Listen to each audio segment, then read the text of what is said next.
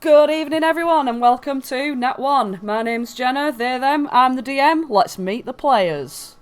Hi, I'm Peaches, she, her, and I'm playing Aelar, who is an elven Bladesinger. Hi, I'm Declan, he, him, and I play Oswald, a Gnomeling Sorcerer. Hello, I am Andrew. I play Flopsy the Harengon Bard.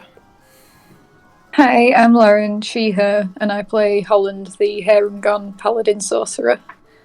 Okie dokie. So, last session, the party resumed their adventure with a discussion about what to do about Kettlesteam the Kenku, who is sure that Mr. Witch and Mr. Light know something about her concerns.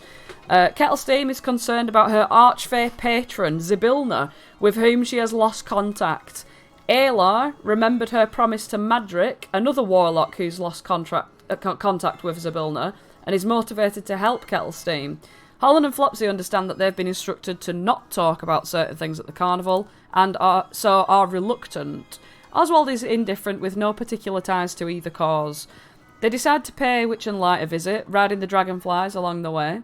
And before they do, they spot Burley crying to Featherine about his missing brother, Hurley.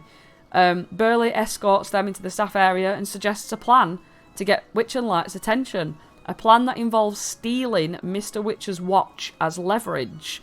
But it's okay, because it's not real stealing, because they'll give it back after they spill the beans.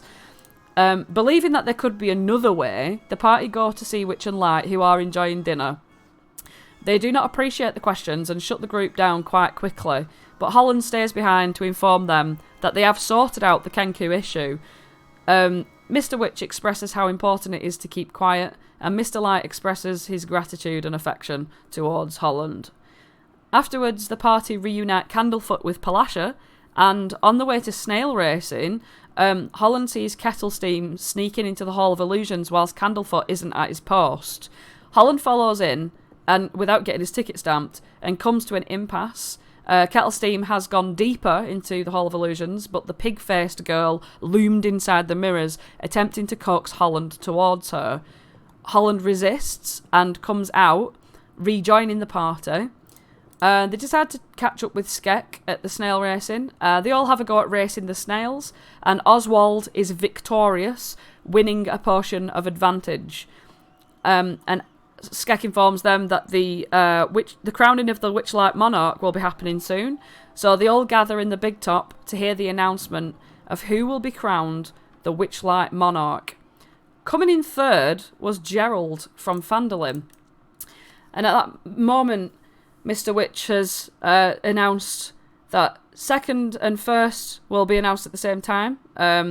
So these two lights have sort of gone like all around the big top audience seats, and the two big beaming lights have landed on Aelar and Flopsy.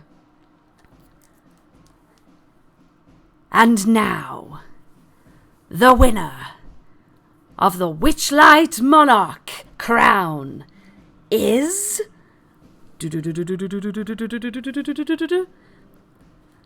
our very own Flopsy Poos! Everyone cheers and claps, and the light shimmers on you, Flopsy. It lights up, you feel the warmth of it covering your face. And before the fireworks go off and things like that, Mr. Witch walks over to Aelar and presents his hand to her and says, "And in second place, the beautiful Aelar." He holds his hand to you to like sort of lift you up to show you to the crowd. Aelar, takes his hand. He stands tall and like graciously pulls you up as though you're a ballerina doing a spin. He does spin you around a little bit, and as he does, like, sort of confetti falls around you and like little glitters and things like that. All of the little gnomes, halflings, gnomelings, and children are like sat around you, clapping all in awe. And he sort of gives you a little bit of sort of time to say something if you wanted to. I am Aelar, and then I play my flute. and I let the music do the talking. Roll us a performance check. Yeah. I wanna play that bridal music for when Flopsy's coming down because he's way at the back. Oh, nice. Okay. Yeah. So you set up your what is it? A pan flute? It's just a normal flute. Mm-hmm. Oh, okay.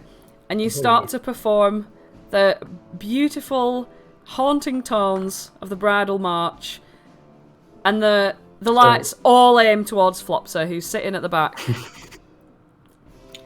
When the lights hit Flopsy, his eyes are almost as big as his mouth is when his jaw dropped.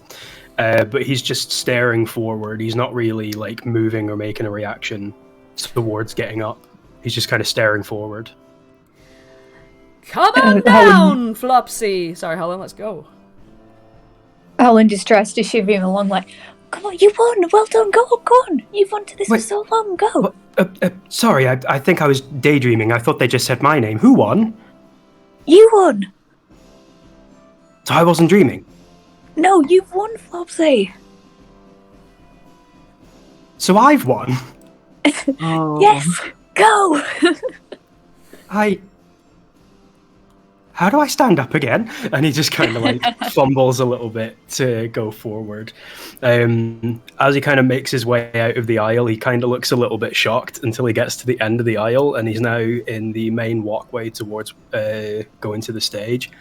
And he just kind of takes a deep breath and throws both of his hands in the air and just screeches and runs with both hands in the air, screeching down the walkway to the stage. Mr. Light has resumed his position beside the Witchlight Monarch's crown, and he holds it aloft and says, "Every hour is the hour of fun with our Flopsy." And he's holding it aloft above your head height, so you can stand underneath it. Flopsy kind of ducks down because his top hat's quite tall, and then he takes his top hat off. And is Aelar still in the walkway, or is Aelar close to the stage? Aelar's close to the stage, as that's where she's been sitting at the front. Flopsy's going to bend over a little bit and put his top hat onto Aelar's head while she plays the flute. Aelar is leaning down. Also, because you took so long, Aelar's going a little bit purple in the cheeks from still playing this flute. But she gracefully takes your top hat and says, "I have been knighted, Flopsy," and then goes back to playing. Flopsy will reposition his head underneath the crown and stare upwards at it as it comes down. Mr. Light you can see that his eyes are focused on the crown itself as he's holding it above your head, and he lowers it down, and you feel the sort of cold metallic gold rim on top of your head, and as it presses down, it fits perfectly on top of your head, and he looks into your eyes and he says, "Well done, Flopsy. After over 25 years of service, you surely deserve this." He gives you this really big smile, and he takes his scepter in his hand and thrusts it into the air, and he says, "Onward! We must march for the Witchlight Monarch!" And he starts to pump the scepter up and down as he begins his march. You know very well to sort of follow behind him as all the crowd sort of come out of their chairs and start to follow behind as like a large sort of conga line. And yeah, he leads you up through the stands, collecting people as you go, and leads you out of the big top. Does everyone just march simply when they do this? Because if Flopsy's towards the front, can he turn it into a literal conga line? Absolutely, Flopsy could do this however he wants to do it. Flopsy will turn this into a literal conga line, but every time he kicks a leg up into the air, whoever's behind him, the poor soul, has to take his entire body weight because he just kicks way too far and jumps into the air. He's just doing the big. So he's offsetting the entire conga line with every single kick. Whoa! Hey! Oh my god! Hey! And you come out of the big top itself into the cold night air. All of the lights seem brighter than usual, and you see that Mr. Witch is casting dancing lights out of his vein wherever he goes. They all sort of like follow you, and as they like pass down from his vein, they flow past you and past the rest of the conga line. But as they flow past, they're all going, "Yay, Flopsy! Yay, Flopsy!" As they all pass. Everyone's sort of holding onto your shoulders, and you make a full like figure of 8 around the entire carnival. As you pass the carousel, Diana's there. She sort of gives you a wave as you go by, and then she bows down low to you. Winston's at the feasting orchard. He looks over. He looks again. He looks yet again, and then he does a quadruple take and looks yet again, and he goes, "Bloody hell! You've got it! You've done it!" I message Winston. I need you right here at the front with me. Come on. He looks around and he's like, go on then. And he sneaks in and he's like, da da da da da, woo! He follows around all the rest of it. You come around, you go all the way around sort of like the bubble pop teapot, and the bubbles are flying around and like picking up people and dropping them, feather falling them and things like that as the entire carnival sort of comes to life. You pass Ernest on the calliope, which plays this sort of like regal tune as you pass. Ernest bows low, as does Marigold. And it seems that everybody that you pass, even Zafixo, salutes you as you walk past him. The snails sort of purr with delight as you pass. And the Hall of Illusion sort of looks a bit shadowy and dark as you pass the entrance to that. And you come back to the big top. Mr. Witch sort of pumping his scepter up in the air. You come back in, and the entire big top theatre has been decorated with cupcakes in the meantime. Big, giant, sort of illusory cupcakes dangling from, like, the canopy of the tent, just spinning around in the air and glistening, and you see one of them that says chicken friendly on the side of it. You see one that says diabetic on the other side of it, written in, like, gold leaf, sort of writing on the side of the paper wrapper. And as you come back to the centre of the stage, the giant illusory cupcakes pop and shower down all these miniature cupcakes onto the crowd. And the crowd who have come back in resume their seats, catch them all, and they're eating them, and all this joy is just filling them up, and like glitters coming out of them and things like that. Mr. Light turns around on the spot and holds his Witchlight vein under his arm in much like the swagger stick of an army general way, and he says, "Right, now, for your speech." And he bows down so low and says, "Your Majesty." From me, oh, you're the speech giver. I've never been much of a, well, I suppose I am, but I could give it a go. I never quite expected to be on this stage in this capacity before. Well, now my is your loyal, time. my loyal subjects, friends. I suppose I owe this to everyone in the room, not just me. How can one cause happiness without people to make happy? Without people willing to accept happiness, the yearning for happiness. It's everyone in the room that's done this, not me. I mean, if I were somewhat of a dramatic man, I could break this crown apart and throw it into the crowd, and you would have a piece. I'm not going to do that, but it's a thought that crossed my mind. From Mr. Light's big deep bow, he sort of like peers up with one eye at you, just like, please don't do that. Flopsy winks at him because he knew that I'd get him going. Yeah, he goes, and then bows even lower. But truly, fun is a two-way street. It's not so much a transaction, but as somebody gives, other people have to take. And you know what? I love raising smiles on people's faces. And for me, giving fun makes me have fun. So I've had truly the best day. I can't say that I've had a better day than everybody in this room confidently, but I can, with 99% surety, say I have. But that's because of everybody in this room. I'd like to have my friends up on stage with me. Holland, Aelar, Oswald, Marielle, Holland, Winston. Is Diana in there? No, Diana's at the carousel. Winston did join, but Diana's still at the carousel. Oswald is just clapping after the speech. He's in shock. He's right, you know, guys. Can everybody join me on stage?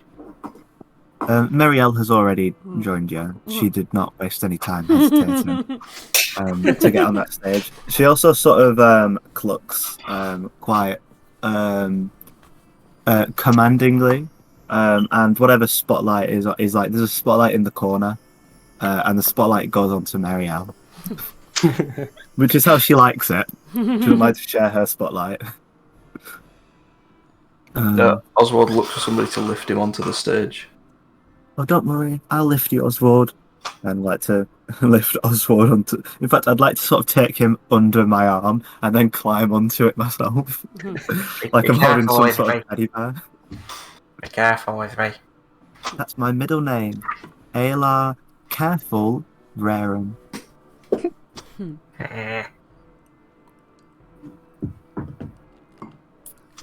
Holland, do you join Flopsy on the stage?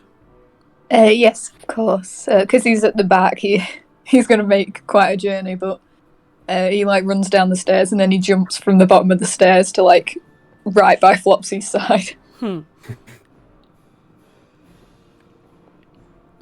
These are the people that have made me have the greatest day, and without them, I wouldn't have been able to spread happiness or greatness anywhere. I mean, there hasn't a day gone by in the last 20 years where I haven't put all of my love and care into every single cupcake I've made, every single song that I've played. But there has to be reasons that make us do these things.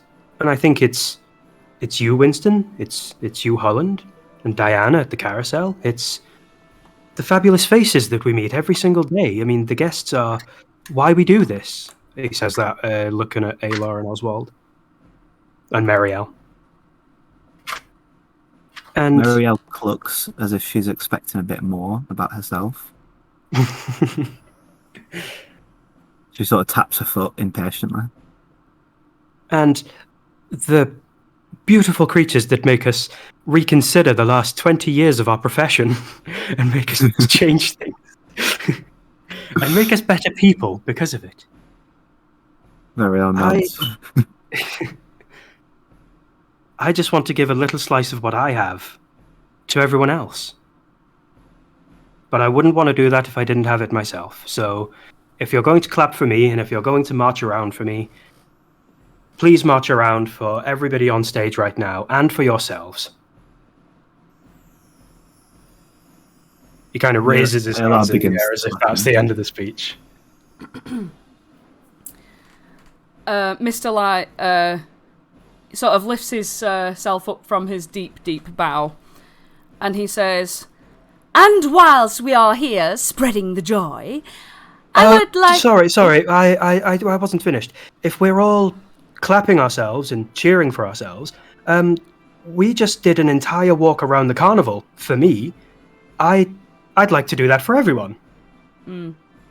I felt so loved while everyone was following me around. Who would like to be first in line?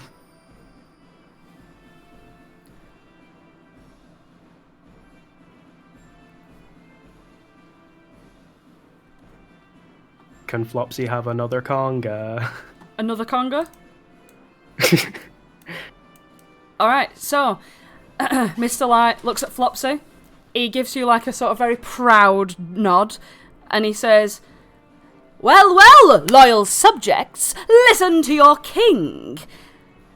Onwards! And he pumps up his thing, but he's not going to lead the way this time. He's going to wait for you, Flopsy, to lead the way for a victory lap. Flopsy will lead the way, but he's not actually going to lead the conga this time. He's actually just going to dance on his own around the front of the conga. So whoever would like to lead it, presumably out of the people on stage, even if it's Winston, somebody from the stage can lead the conga.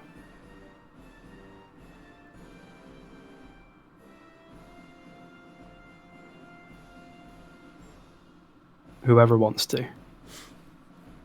Oswald probably wouldn't. I thought you were going to volunteer. Oswald takes a step back. No, Oswald would shy away. Yeah, so Aelar and Holland, you see Flopsy sort of looking at you both, sort of expectantly, hoping that one of you will take this opportunity. Well, as they would have seen in the first conga line, Holland physically couldn't. He tried to join and then immediately tripped and just had to walk alongside normally, as everyone else done. So he sort of shakes his head and steps back as well. Wow, it looks like this is a job for Marielle. Aelar pulls Marielle to the front of the conga line. And although most would think Aelar is leading, Aelar is just copying everything Marielle does. Which means that even when it's just a normal walk, it's like a really weird, exaggerated, like, you jut forward and you've sort of got a swagger to your step. But with your arms by your side. Alright, Flopsy, lead this conga line. So, as Flopsy... Oh, I don't have the move icon. As Flopsy is leading the conga line, he's coming around this way, around to Diana first, and he's going to try and motion to Diana to join this time, so that she's not on her own by the carousel. Roll a persuasion check.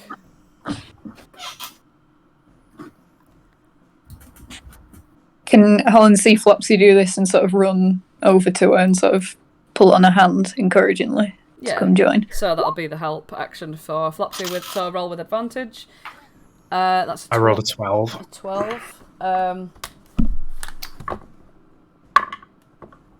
She takes your hand, Holland. She doesn't let go as you're pulling her, but you see that her sort of horse legs sort of stiffen into the ground a little bit, and you see her eyebrows sort of rise up in the centre of her face, sort of in this sort of dismay sort of way. She sort of shakes her head at you, Holland, and she looks a little bit reluctant. She says, I don't know about that. I don't think it's really either of ours sort of scene, is it? And he'll just stay with her until the conga line's gone, done its full cycle, and then he'll make his way back. It's these hoofs. I would probably fall. I did fall. Oh, did you? Yes, it's okay though, I just got back up. Roll another persuasion check at that. Is that me or Holland persuading? Holland, this time. Right. I think I'll give it a miss. Okay, I'll just keep you company until they've done. She just nods. She nods gracefully. Flopsy's done a second conga and actually lost someone along the way. And thankfully, I assume Holland was at the back, and therefore there wasn't this rogue conga line. He was walking alongside. He was never a part of it. He had to just walk along because he can't do the motions. So where is Mr. Light at this time? Mr. Light is sort of following shortly behind the group itself, because I presume there'd be Marielle in the lead, Aelar, Holland sort of walking adjacent to the conga line, Oswald picking up behind Aelar, and Mr. Witch behind Oswald.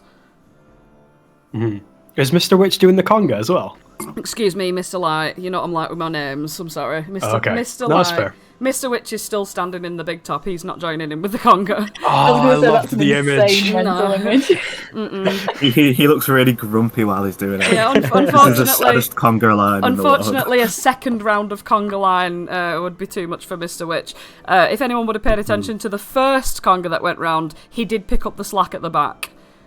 Yeah, he did not kick his legs though. He just walked along like Holland. But did he hold on to the backs?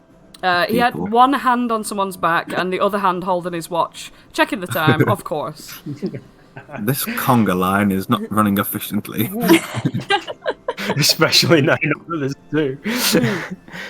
As we go past the gondola swans, is Featherine out and about? Featherine is sort of knocking about in the station area.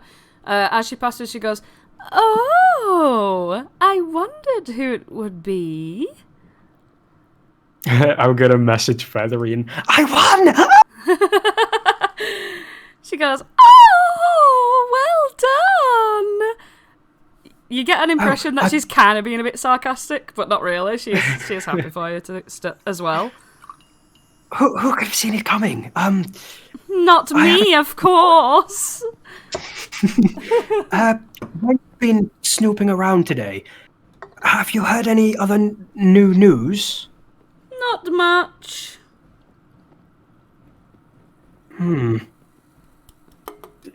Thank you. Blessings be upon you, or whatever a monarch says. I guess I need to know that now. As Aelar She bows her swan head low. as Aelar passes Featherine, she blows her a kiss, and then everyone thinking that it's a part of the conga, there's a full line of people blowing Featherine kisses now.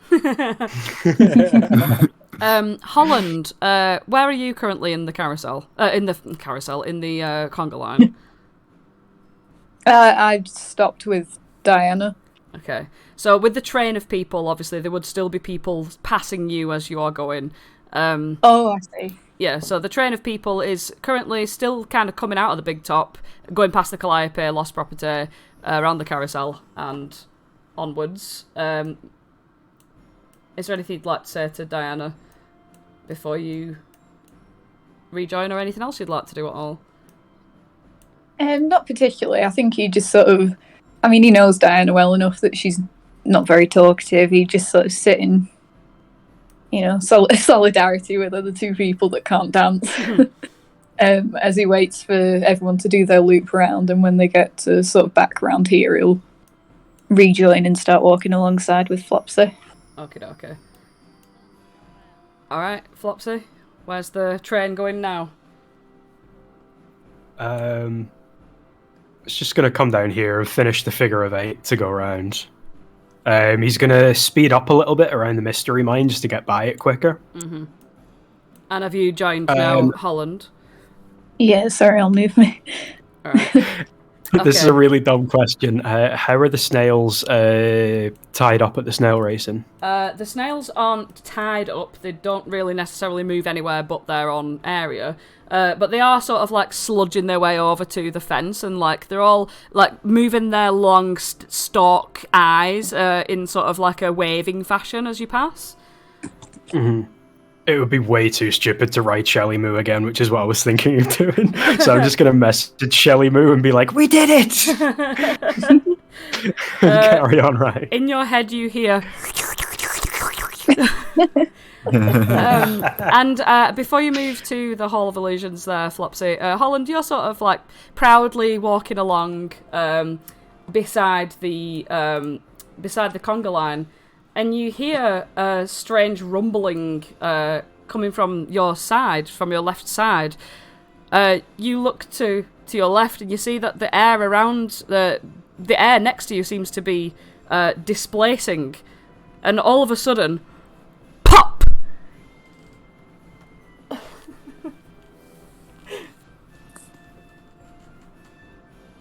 Felix appears next to you, Holland. As you are walking alongside this conga line, Felix pops into existence, and you can see that he's carrying a rather ornate bag. which is a bag of holding, by the way, everybody. And also, in his left hand, he's just got this... they've just got this orb. It's like a glass orb, and inside it is this sort of, like, picturesque meadow. Felix! Welcome back! Souvenir for you, darling. Felix wow. just thrusts the orb towards Holland. Oh, it's so pretty. Look at the flowers in it. You're so welcome. Where have you What are we been? doing? It's a little hard to explain. It's been a little on a little adventure. Totally accidental. Didn't mean to disappear on you like that. Felix, What's happening? you recall the absolutely luscious meadow that you have just been chilling out in for the past few hours, really? Yeah. So I've literally just been. Well, it was a peaceful little journey. Didn't mean to disappear on you, but I've just been chilling in a lovely little meadow. It's quite nice. Could maybe That take sounds lovely. Well, we're marching around the carnival right now, so if you want a lift, and Holland sort of gestures for you to get on his, like piggyback. Oh, you know me too well. Felix sort of clambers onto Holland's back with his gangly legs sticking out. And Holland, as you're sort of walking alongside this conga line, you have this glass orb in your hand, and within it is this meadow of beautiful wildflowers. And as you hold it, you feel this strange energy sort of travel up your arm and into your soul itself. You can now cast Druidcraft as a cantrip. Oh, thank you, Felix. You're welcome, darling. Enjoy. Instinctively, Holland sort of reaches up, and it's to give Felix a high five. But then all of a sudden, a flower sprouts from his hand, and he's like, "Huh?" Oh, that's so cute. All right. Oh, how lovely. Well, you can have it. Thank you. Felix picks the flower and tucks it behind the rear. Mr. Light sort of behind Oswald, and he's like, "Come on now, come on, quick sticks!" to Oswald. I don't like to be rushed. Oh, I do apologise. Take your time, take it in. Enjoy the joy. Oswald just stares back with a blank face. And he goes, "Oh, you are cute, aren't you?" "Oh, don't tell Mr. Witch I said that." And he gambles off with his long legs, and he starts to dance around the entire... sorry, Marielle. He dances around the entire conga line, and he comes up to Flopsy. He walks alongside him, and he says, "Well, I bet you're just positively radiant with joy, aren't you?" I find it impossible to describe what I'm feeling right now, to be honest. The Witchlight Monocrown does have that effect on people. Ah, did you know that you can sprout a pair of real butterfly wings? Forever? No. 3 times. It is a charm. Flopsy, who's seen this before, just stares at Mr. Light going, "Oh." It helps you to fly, and also it helps you to, charm people around you. In other words, you get a +5 bonus on all charisma-based ability checks. The effect lasts for 1 hour, and you can do it 3 times. So you can fly up to your walking speed, +5 bonus on a charisma-based ability checks, lasts for an hour, and you can use it 3 times. It doesn't come with the crown, of course. We have to return that, as you know. Oh, but I can keep it for the night, can't I? Of course, but it will resume its place in the box. and he just gambles off. Doop, doop, doop, doop. Flopsy will lead the conga line back towards the big top. Alright. Mr. Light's already sort of gone back in there, and he's like sprinted down the walkways between the chairs. You see Mr. Witch is sort of looking up from his watch as you walk down there. He sort of shakes his head and like goes like tut tut tut at Mr. Light. And you see Mr. Light sort of flop his hand down. It's like, oh, don't be silly. And you see that he puts his hand on Mr. Witch's shoulder and gives him a kiss on the cheek. Mr. Witch sort of goes a bit red in the face and sort of looks up at everyone as they all come back in. And Mr. Light turns around and waits for you all to get back in. I have a bit of a question. Since Burley's on the map here, is Burley in the big top or is he outside the big top? Burley's been like sort of bouncing on the door of the big top. Meaning, so we have to pass him as we go in? Yeah. Okay. He's like, well done. He puts a thumb up to you. Flopsy reaches his hand out and grabs his hand and like tries to coax him inside. Come on. Really? You should be inside for this. Nobody's... What's the worst that's going to happen on the door? What if something goes wrong out here? And I'll be to blame. Can't you stand just inside the door so you can still watch but still be at the door? Persuasion check.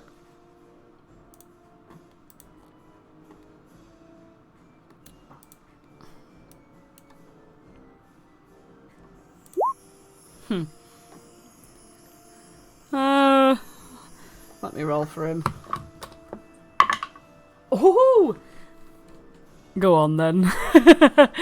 He holds your hand. He like actually takes hold of your hand and squeezes it tight as you go in. So I'll lead him a little bit in, but I'll let go of his hand when he... I don't want to pull him too far away from the door. I want to give him plausible deniability. Mm-hmm. And I'll march the conga line up to the front of the stage again. Alright. So everyone follows... Yep.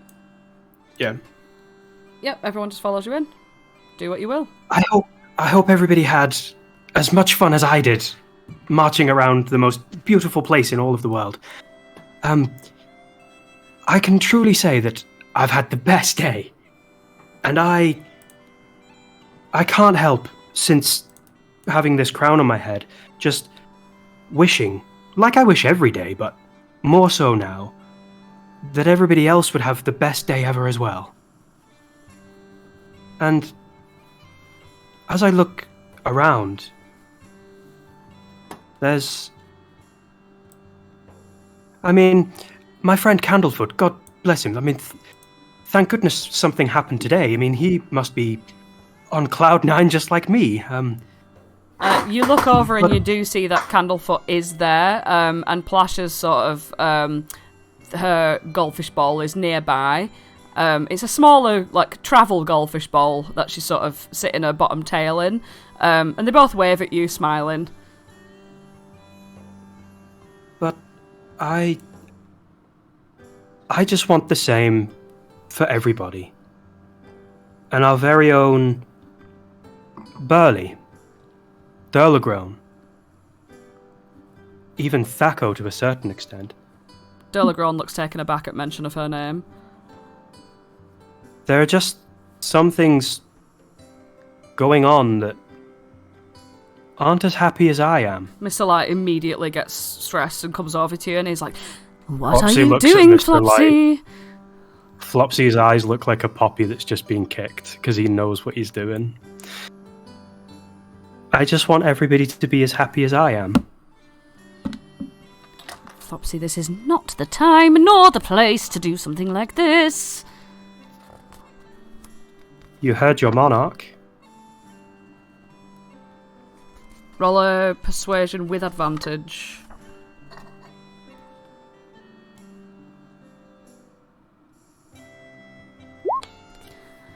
Thank you for that advantage. Holy damn. Okay. we will talk about this later on at the party, okay? Just don't spoil this moment. Are you sure? I give you my word. He holds his hand out to you, as if to shake it. Flopsy shakes it. As soon as he shakes your hand, he looks towards the crowd and puts his sceptre in the air and he goes, "The Witchlight Monarch, everybody! Ah, yes, fantastic, fantastic, wonderful. Okay, well, Mr. Witch sort of looks at his watch and he comes over and sort of elbows Mr. Light and gives a little cough. Well, it seems that our delightful time at the carnival has now come to an unfortunate end. But remember, we are here again for another 5 days at this plane, and if you would like to visit again, then please visit Nicholas Midnight at the ticket booth on your way out for a cheaper ticket, 30% off if you were to come again tomorrow. Thank you, everybody, thank you." He looks extremely stressed as he's going around sort of ushering people out, but as he does, he's sort of like producing like these like lollipops and things like that to give to the kids and things like that. The crowd are none the wiser, but there are a couple of people in the crowd who are looking a bit confused as to Flopsy's strange speech at the end. But then Mr. Light's like, "Oh, pay no bother, no bother. See you again tomorrow if that is what you would like to do, haha." And then he sort of ushers everybody out. It takes a while to sort of get everybody out, and you see that Durla is sort of doing the prowls around, and she's sort of like being like a sheepdog with the people. Burley looks at you, Flopsy, and he says, "Well, it's kicking out time, so I'm gonna have to..." He like points at the crowds that are sort of lingering around, trying to get a last look at the Witchlight Monarch. He does like nod and say, "So, Your Majesty, I will be on my way." And he walks off and sort of like, "Come on now, it's time to go. Get your popcorn. Have you got everything?" And he just sort of leads everyone away. And once again, you find yourself sort of standing alone on the stage, but with Mr. Witch there. Mr. Witch sort of toddles over to you all, and he goes, "Alright, Flopsy. I saw Mr. Light's startled expression. What was that about?" I think I might have said something very silly. I think you might have done as well. You know that... he looks at his watch and he's like, "I'm conflicted right now because there's a time limit that I've got to keep to here, right? So, how about I promise that I will bring Mr. Light and myself to you and your friends and talk as much as we can." And he gives you a hard look when he mentions "as much as we can." "And see what we can do. I'll meet you at the Bubble Pop Teapot party in about 20 minutes.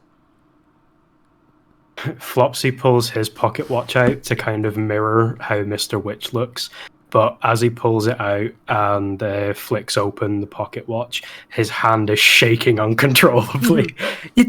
20 minutes, yes. Yeah, that's good. Thank you. Well, once all of the patrons have left, I suppose we're not as much of a we're not at as much of a risk.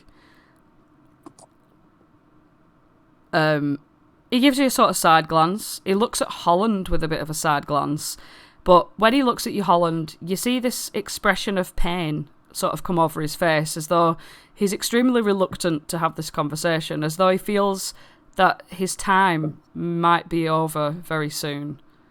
Do you respond to this expression?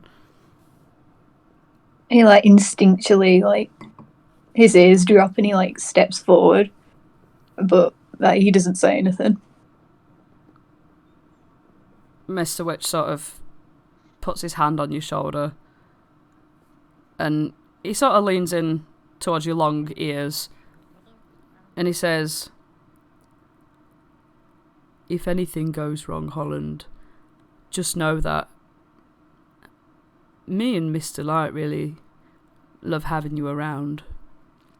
I just don't want our home to be put in jeopardy. If this, I get the feeling this might be our last night together for a long time." What? He looks really concerned, like he's got this really sympathetic expression on his face. Don't think too hard on it, but I think it's almost like when I went to work at the clock tower, and I had to grow up very, very quickly. And I feel like your time will be coming soon. I can only hope that you will keep us. And he points to his chest. It's right here. Anyway, I will see. He clears his throat like he's going to cry. I'll see you all in about 15 minutes, right? And he just walks off briskly. He grabs a hold of Mr. Light, who's like bounding around all the rest of the sort of last stragglers. And as you see him grab Mr. Light's arm, he sort of presses his head against Mr. Light's shoulder as they both leave. And you see them sort of walk out and away. You can tell that they want a bit of time together alone. Everyone else has sort of prowled away and got ready to... They're going to go and get ready to go to the party, basically. You are left alone as some of the hands are cleaning up again, like after the Big Top extravaganza. Are we still inside the Big Top? Yeah, you were left alone for a little while to discuss what you need to. The two of you... well, whoever's in the Big Top... You can see Aelar's walked to the door of the Big Top and is just kind of anxiously looking towards the exit.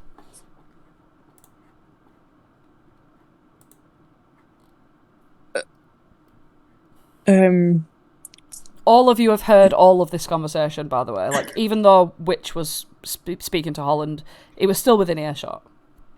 In the meantime, Felix has picked up a box of popcorn off the floor or something. I don't know. It's got like a little bit of grass in it, maybe. They're like munching on this popcorn.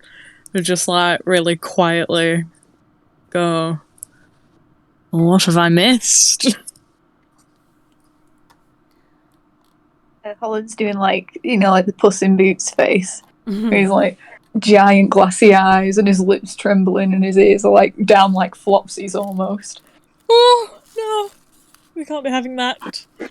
Felix reaches into his like bag of fucking holding and just pulls out like a clump of wildflowers. It's still got like the dirt attached to the bottom of it and everything, and just thrusts it at Holland. Another souvenir. Oh, thank you. He wipes his eyes and he starts like braiding the flowers together, but his lips still like trembling. And his foot's like thumping as well. Oh no. He looks up at Flopsy and gives him like a very like pointed look. Like the look that Flopsy would have seen for many years. It's like the everything's going wrong and I don't know what to do face.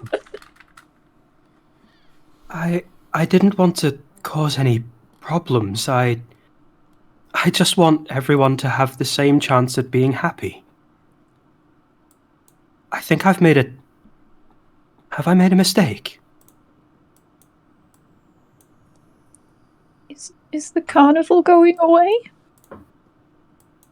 No, they had a plan to steal the joy vein. Other people were thinking of things way more disruptive. I just wanted to wake them up. I don't think it's going to cause that much disruption. Will it, Holland? He said this could be the last night. What if they leave us behind?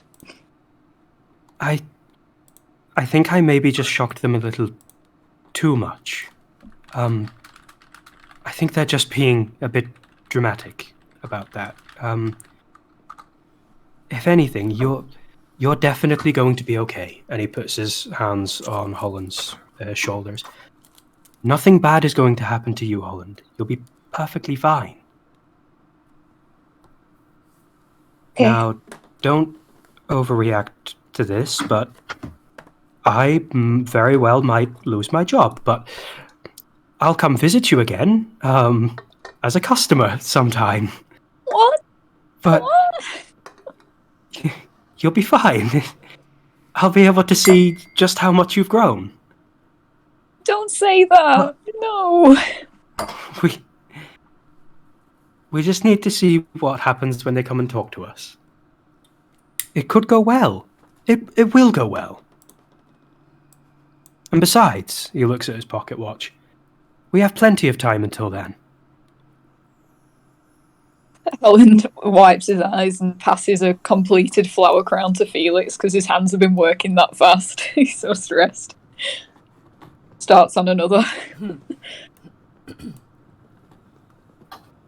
Felix sort of gives Holland like a solemn little nod and goes, "Thank you," and like takes it and gently places it on his head.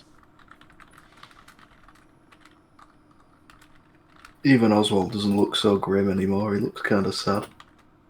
Oh.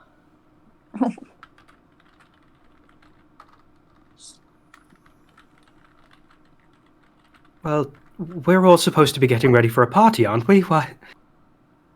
Let's pick our mouths up from the floor and get them pointing upwards again. Come on.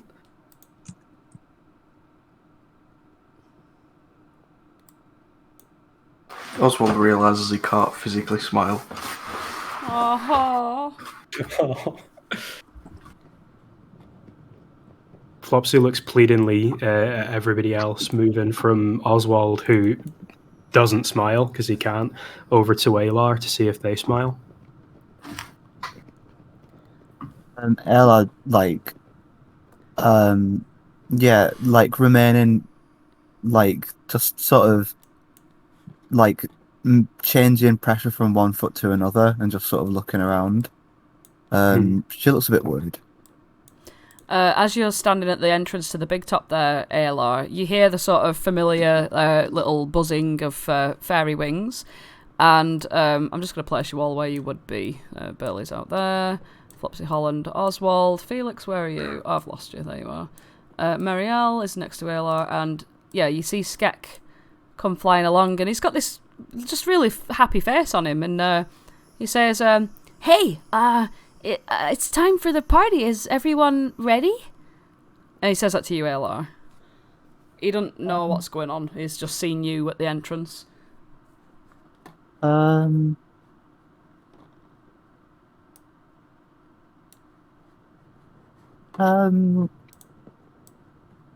don't know. Probably. Well, should I go and get the rest of the pixies, or are you okay? Me? Uh-huh. I think so. Why would I not be okay? I'm allowed here after I was invited to the party. I'm allowed to be here after it's closed.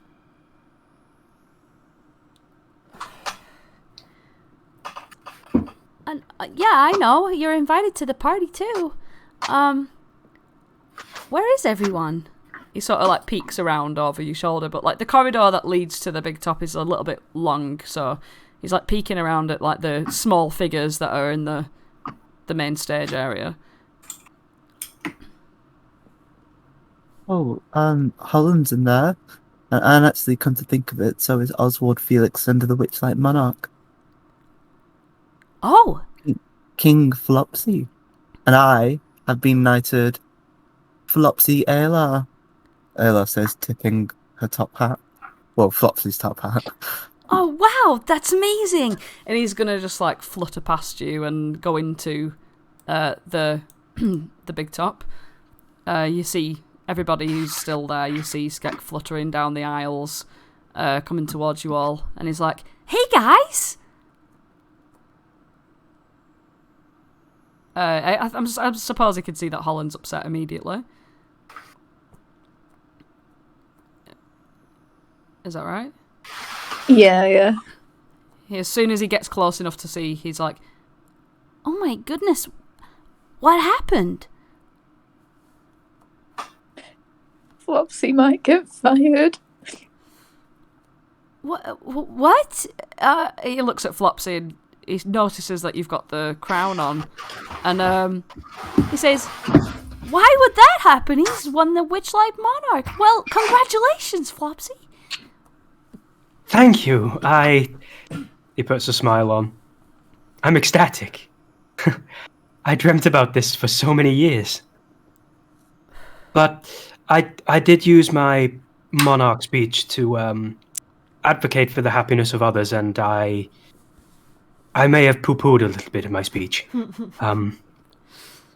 But Oh, no. I don't think it has to be the end of the world or anything, he says, looking at Holland.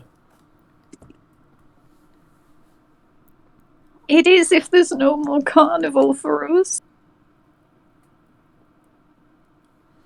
Now, I don't think that's going to be on the table. I certainly hope. I'd hate to go down in history as the person who took the carnival down. But we're in this position on this stage now because we brought the most happiness out of everyone in the carnival. So, just a little bit of a sour note to end it doesn't ruin an entire performance, does it? Plus, who says this is the end?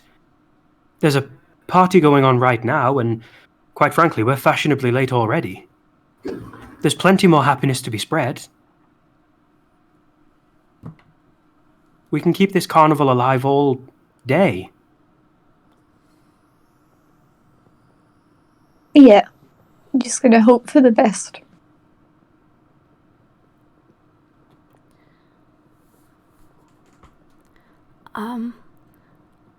Well, he's sort of looking around at everyone. I think we should all get some drinks. Okay? Maybe that'll cheer everybody up. Well, that sounds lovely. Make mine a tea. Oh, of course. He starts to flutter away, but he'll just like glance back to sort of make sure that everyone's following and that everyone's okay. Do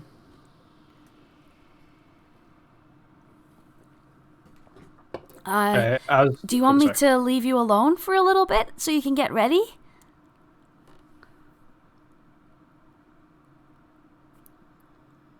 No, we should probably just go, shouldn't we? It would look strange if we were just in here on our own for too long. Okay. Well, I do need to nip back to the staff area just to get my my outfit. You know, I've been wearing these clothes all day. So I'll see you there in about 5 minutes. Okay? I'll follow through with you. I can't be seen in this old shabby outfit. I've been in this for several hours now. People are already used to it. All right. He gives you a thumbs up. He looks a bit like confused on his face, and as he passes by, he says, "Well, see you later, Aelar." Yeah. Yeah. What? Oh, I was just saying bye. Oh, I hope that I see you at the party. Oh yeah, I'll be there in 5 minutes. Don't you worry. He flies away. After saying that, Aelar like realizes there's a party and then runs inside and then says, "Guys, there's a party." As you run inside, Flopsy's already like going to walk out. I know. Anyone can borrow outfits if they would like to. I'm just going to get dressed. If anyone wants to follow. I keep that, at least for the night. Oh, you can keep the hat forever. Oh, I have plenty more where that came from. Is it the black hat or is it the sequins hat? It'll still be the sequins hat. Nice.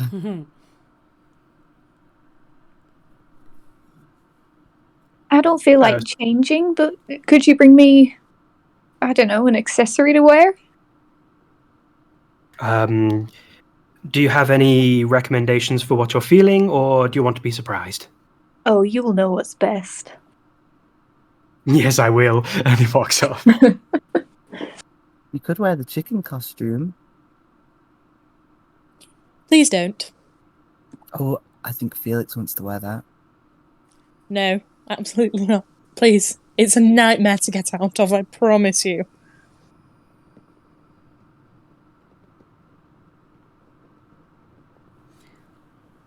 Oswald, will you be changing? What would I need to do that for? Well, that is a good question. I mean, the red and Brown. Red. lime. The red and lime really suits you. That my robe is red and gold. Oh, The well, lime you see it must be is my lighting. book. Ah, yes, that's right. I wasn't paying attention. I was looking at you out of the corner of my eye. My eyes were really focused on Marielle. What colour is the dress, Aelar? Is it black or blue or is it white and gold? Because I think you may be colourblind. Hmm. Well, I don't know what that means, but I think that If I you're think getting, that if you're getting changed into Sparta clothes and you ask me what I'm getting changed into, does that suggesting that you think this is not my smart clothes? These are my best. oh, Oswald, there is no doubt in my mind that These are your my Sunday clothes. best.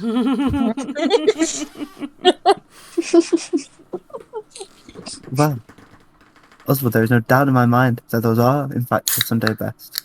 And I think it is an outfit that really suits you. And it says exactly who you are, what you smell like. It says everything about you. Oswald sniffs his armpit.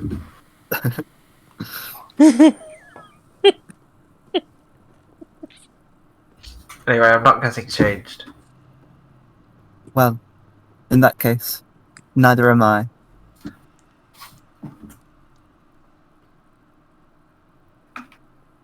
When is this party?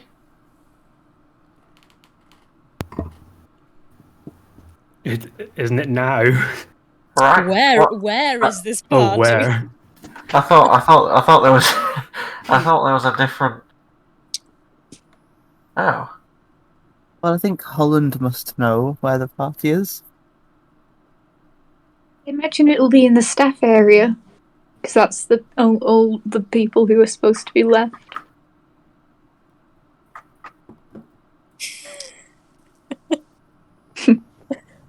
Right, Flopsy let's messages stop by Holland. but let's stop by the bubble pop teapot first. I'm thirsty.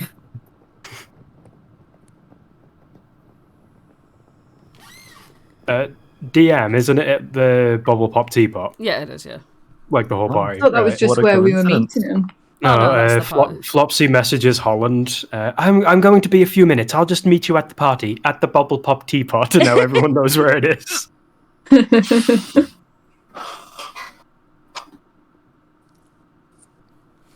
Well, lead the way. Alright. Oswald just shrugs and starts walking. Hop on. But he doesn't know where Bubble Pop Teapot is, even though he's already been there, so he walks the wrong way. Oswald, you're going the wrong way. What? No, I'm sure it's down this way. Oh, no, it's down this way. Oh, shut up, No, Aelar. no. Right, we'll go your way and we'll circle around until we find it. It's down here, I promise. Okay, well, I Okay, guess. you go down here, you go past all this, I suppose this is the way we came. And there's another entrance down here. Oh, you got Mike And shortcuts, do you, Oswald? scoot through. Ooh, let's just go under the bars. And here we are. And here you are. Shortcut. Oh, Alright. Consider that party Place hijack. yourself at the top right corner of this map, please. Are we supposed to be able to see anything? yeah, No. is it supposed to be No, pitch just black? when you put yourself at the top right corner, you'll be able to see. Oh, yeah, it's the- Oh, you and your dynamic lighting. That's it. Ah, bloody hell. I paid for this bugger. Can I get a Marielle, by the way? Oh, A Marielle. Yeah. Yeah, just give. can I get a Marielle? Can I get a Marielle?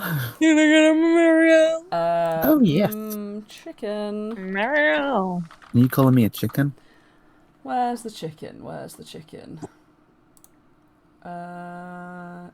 What did you use for Marielle before? You just gave me Marielle. Oh, you know what? I'll just copy it from the other page because it's easier. Skibbity-bitty. Wise choice. There we go. Copy. Technical difficulties, folks. I know, right? Please bear with us for a moment. It's almost like I did the settings for every single thing except Marielle. Somebody There play she is. elevator music. Do, do, do, do, do, do. Oh no, that's a sushi shop, isn't it? Alright, so you're all around about, like, here. Oh. Shit. As you see the entrance to the Bubble Pop Teapot, is further down this, this walkway here. It's quite dark, considering it's 4 o'clock in the morning. A nice little autumn, sort of fresh autumn morning. It's still very dark. And yes, you hear a little bit of music piping up. Oops, sorry, excuse me. A little bit of music piping up as you get a bit closer to the party itself. Alright, here we go. As you're walking along down the path, you can see that Treacle-Wise is standing there. And Treacle-Wise is sort of running around, dealing with everything. If you can come all a bit further down, that'll be grand. There you go. Wow, Treacle-Wise. You're running everything. Treacle-Wise says, "Now that all the dustbin lids have gone, time to get Scotch Mist. Ain't no need for no bottle and stopper. Come on in and have a tumble down the sink." And he sort of runs around really excited because this is his time to shine. He leads you all down to the back of the teapot itself. And you can see there's a few tables and chairs down there.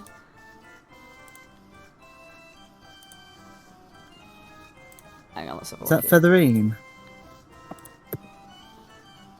There's Featherine sitting there, Northwind, Burley sitting next to Featherine. You can see that Thaco's over here, sitting at the table, drinking on his own.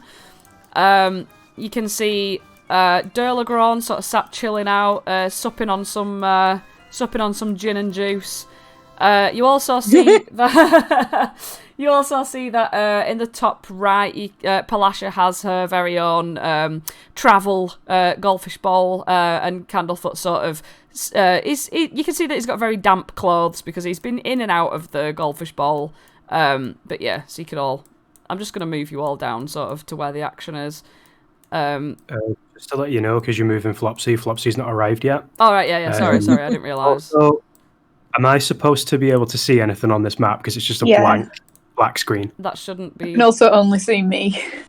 right. That shouldn't be right because you have vision. So you should be able to see. You can't see anything at all. I can see my icon, and that's it. Right, so you can't see. Oh, for goodness gracious me. I'm just By gonna Jove. do this.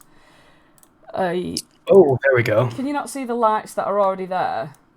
Like there's like glowing lights around. There's one speck here, but I don't know if that's. Yeah, I can see that.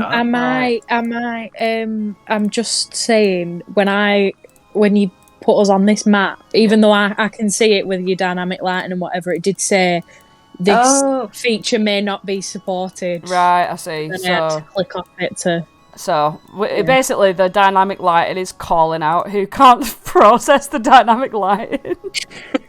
Guys, if my Chromebook can do it, like, come on. Right.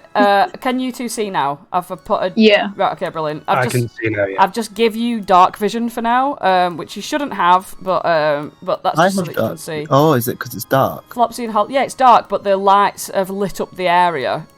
So if you guys can't actually see those lights, then that's pointless. So I'm just going to give you dark vision so that you can see in this area. To be honest, you should be able to see. They could just equip a lantern. Like, a bit brighter than that.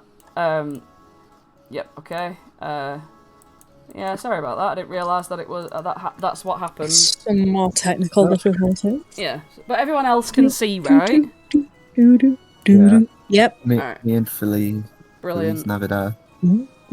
Okay. Alright, yeah, so you get to the party.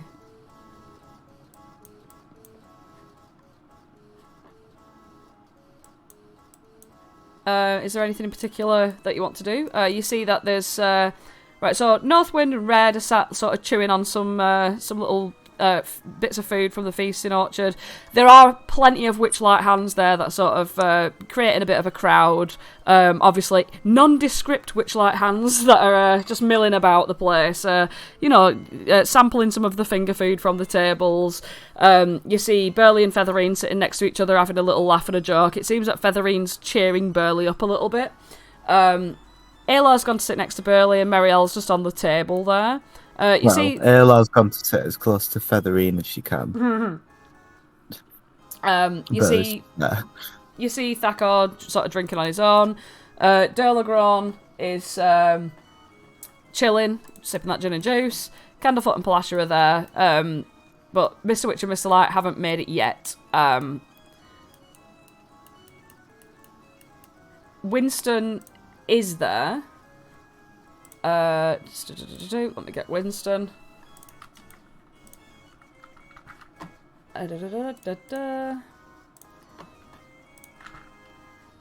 Yep, Winston's knocking about.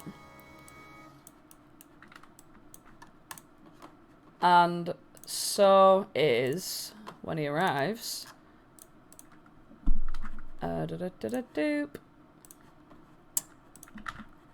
When Oswald arrives, Aelar pats the seat next to her, looking at Oswald. When Winston arrives? Oh, when Oswald. When Oswald. Yeah. Oh, okay. Oswald rolls his eyes and gets up and walks around. Oswald, who was already sat down. Aw. That's cute. He sits down and sighs. Hey, Oswald. Yes.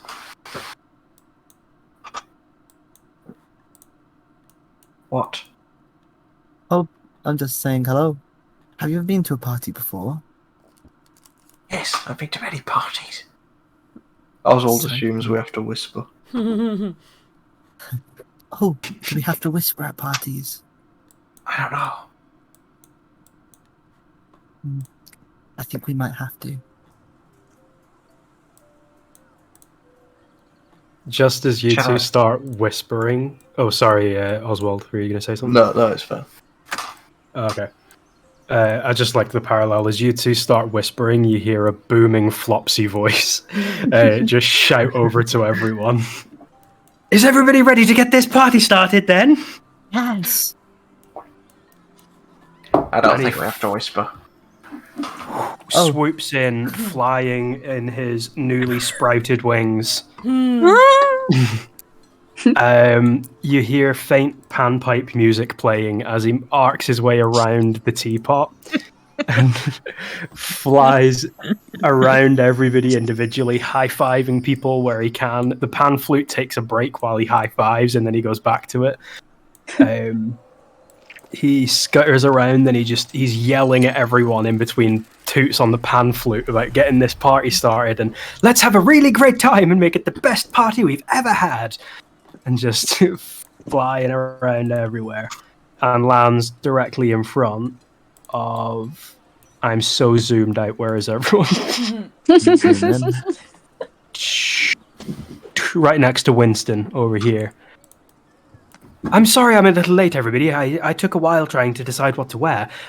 All the way that I was going to my caravan, I kept thinking, I must dress fancy, dress fancy. And then all of a sudden, as I was in the middle of getting dressed, my mind went, fancy dress, and got the words mixed up. You look at Flopsy, who is wearing a pinstripe black suit pants with pointy black shoes. They look smart, ironed, everything's immaculate about them.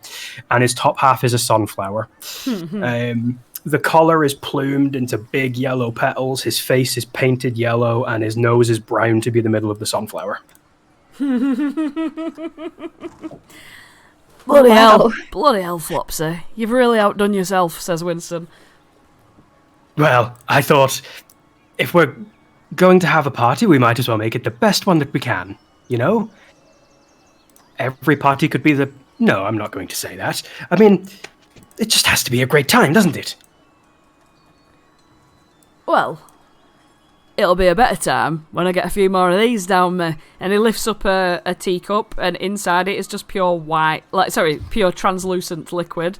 And he holds it towards your nose, and when you give it a sniff, it's just like pure vodka. Yeah. Slops it down. Remember, you have work to enjoy, Winston. Oh, it does burn the throat. That oof. Flopsy's going to kind of saunter around, do his nice sauntering. Hopefully the wings will kind of give him a bit of a graceful movement, because as he takes a step, he'll flutter the wings a little bit, so his steps are really airy. And he's just going to go around tooting his pan flute around everybody, trying to brighten everybody's moods and spirits while everyone settles in. If I roll a performance, can I cheer people up and get the mood up? Yeah, totally. I want to bust out that +5 on charisma checks. Hey, 26. All right. So describe how you go around the place, cheering people up. So I'm just kind of sauntering around. I'm paying particular attention to those unnamed Witchlight hands, the ones that people don't mention a lot. Yes. I'm high-fiving them. I'm giving them hugs. I'll go over and I'll tussle Northwind's leaves. I'll literally just step over this barricade over here to forage for a berry to give to Red. I will go onto the back of Featherine and put my arm around her neck and use it almost like a pole so I can lean back and swing around her neck. Because you're flying around. Oh. Yeah, flying and spinning like I'm singing in the rain. I'll just go up and hug Burley because it's Burley, isn't it? No, when you hug him sort of from behind, he puts his hand on your hand and pats it. And he goes, "Well done, Flopsy. You deserve it." Flopsy just tootle toots back. As he gets behind Aelar, he's just going to go in between Aelar and Oswald with his pan flute, just leaning right in and go, and then leave. Come around this way. He's going to slap Thaco on the back playfully, but Thaco will jump forward as if he's been slapped a bit too hard. So Flopsy will just kind of rub his back a little bit after doing that. After you do that, Thaco brings his he's got a flagon of ale, and he brings it up to his mouth, and before he takes a swig, you see him smirk a little bit, and then he drinks it. I'm going to go over to Holland specifically, and I'm not on top of Holland, not on top of Felix. I'm going to go over to Holland and pull out the accessory that I got for Holland. It It's going to be a cupcake on an elastic band that I'm going to stretch the elastic band, put Holland's head in the elastic band, and then snap it so the cupcake just rests on his head in between his ears. And then I'm going to pull a pair of Groucho glasses out of my pocket, put them on Holland's face, go, ha ha, and then carry on walking.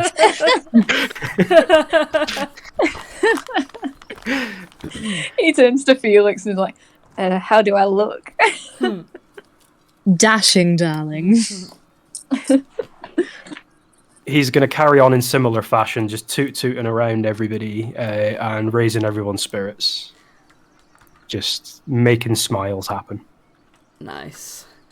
Delagron sort of gives a weak smile as you pass her, and Candlefoot and Palasha are snogging, so they don't really notice you approach. But they're enjoying it.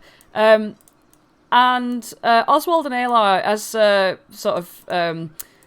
as Flopsy's gone away a little bit, you hear a bit of fluttering behind you, and you see a couple of pixies coming your way.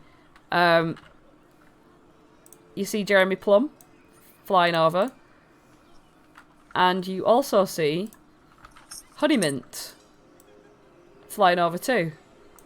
And Jeremy Plum's like, well, this is a really good party, isn't it? I mean, yes. Well, can I have some cake? Marielle is stood on the cake. Mm-hmm. but hearing that, she sort of scoops up like a bit of cake in her claw and moves it over to where Jeremy Plum is. He goes, So, Bracken McLacken and Oswald Dimplecheeks, how are you doing today? That's not my name. It is, it's your pixie name. It's true, it's legally binding, I imagine. It can't be. Oh, I haven't. No, of course I would change my name forever. Do you have dimples, Oswald, when you smile?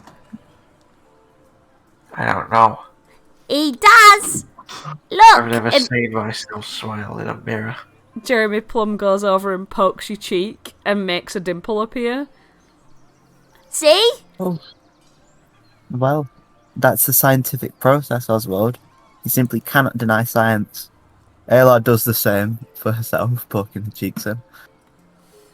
Bracken McLacken Dimplecheeks, you must be married. And he just stuffs a massive amount of cake into his mouth. Honeymint sort of flies around a little bit, just having a look at everybody. You see that she hovers about Winston quite a little bit. Winston gives her this look of like sort of disapproval at Jeremy, but he looks a bit shy as she approaches, and she sits down next to him, sort of like on where his arms rest on the table, and you see that she's just facing Winston. Jeremy's looking around and oh look, it's Jellybean Starfish and Candy Floss. Oh, sorry, Cotton Candy. Candy Floss is another Genasi that I know.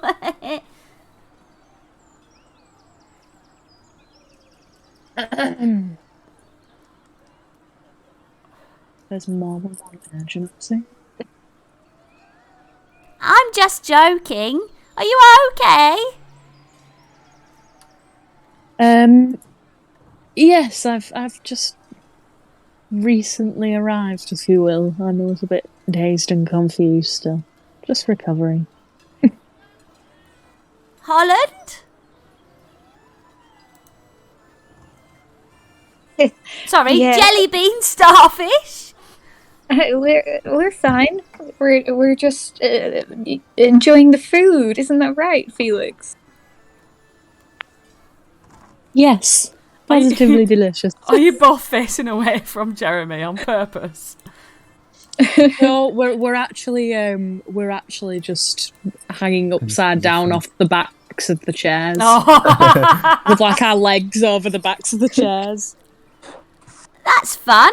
And Jeremy joins in on another chair. When his head like flips upside down, he sees Flopsy and is like, "Oh, Smarald, how are you doing?" Flopsy answers in toots. They're jovial toots. He spots that you've got the crown on, and he's like, Oh, your majesty. He curtsies while doing a boot. It seems that I should be the one who's curtsying to you. and he gives you a really big, deep curtsy. He's got like sort of fancy sort of outfit on and everything, and he does pull at his like dress, he's got like a dress to his. He's got pants on and like a dress over the top, so he like curtsies with his dress.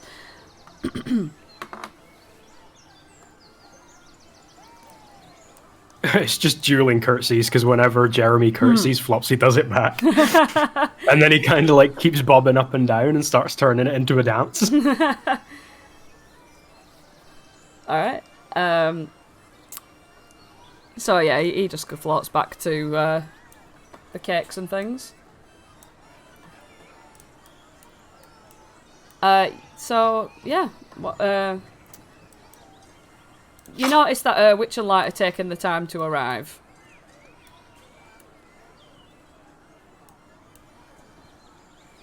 Witchlight are taking their time to arrive.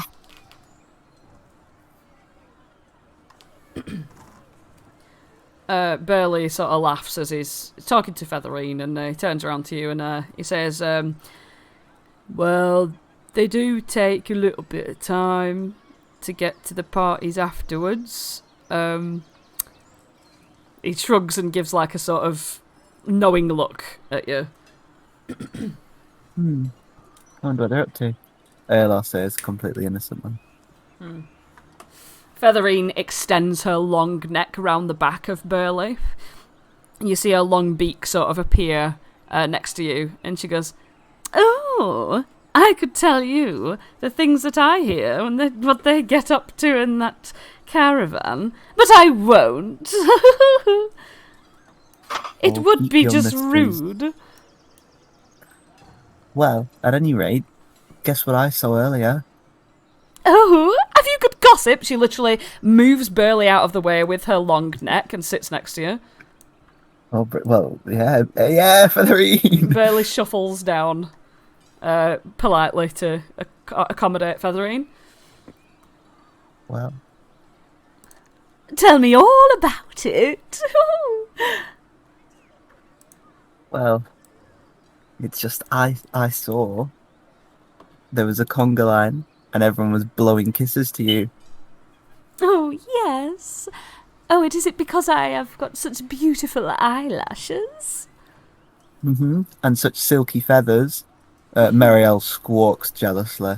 Oh, and equally silky as Marielle's. Marielle is side glancing at Aelar, but she'll settle for that. Yes, equally silky feathers as Marielle. And Marielle has very silky feathers. Thank you. I do clean them every day. Well, that's more than can be said for Marielle. She's not a big swimmer. Alright, Holland and Felix dangling off the back of these chairs. What are you getting up to? Holland's gonna sort of quietly sneak, like push himself down further and stretch as far as he can, and he's gonna try and under the table tie Thaco's shoes together, like tie his laces together. Roll a sleight of hand.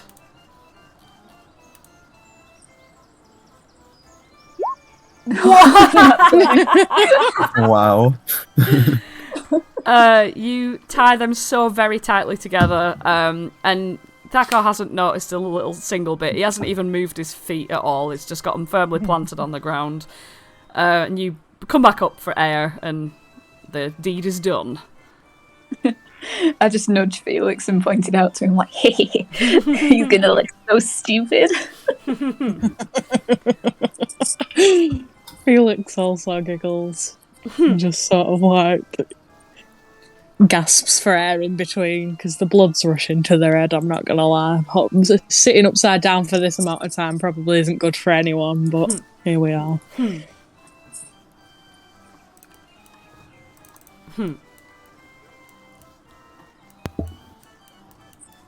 Alright. Flopsy's going to return to the table and just be like, right, what did I miss?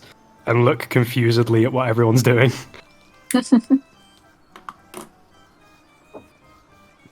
And since there's no free chairs from the look of this, he's just going to nestle himself. He's going to come round to Marielle and be like, Marielle, could we share the chair? Marielle, although chickens don't have much expression in the face, she looks preposterously outraged. Her, like, little fringe that silk chickens have has completely gone up. Her eyes are wide open. Her mouth is agape. Her beak is agape, rather. And her wings are outstretched. And she's just sort of flapping like, what? Flopsy, if me and Holland shuffle to either side of these chairs, I'm sure that you could sort of dangle in between us if you want to hang with us. Must I dangle? Yes. Well, okay. Flopsy comes and dangles in between you.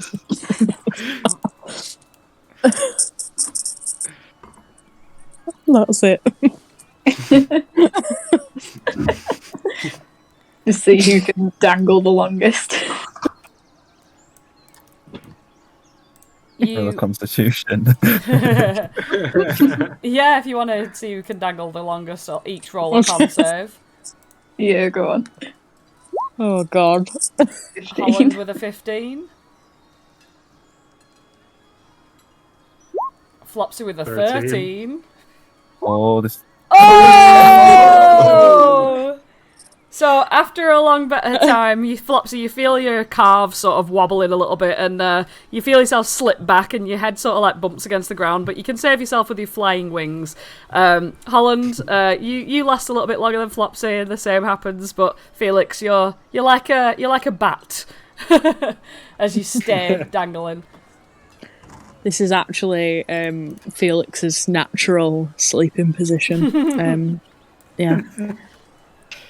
You hear a big long scraping noise as Candlefoot starts to push Palash's goldfish bowl towards everybody. And he sort of gets up and sits on the end of this table so he can join in. And he goes, "Hello, everybody! How is everyone?"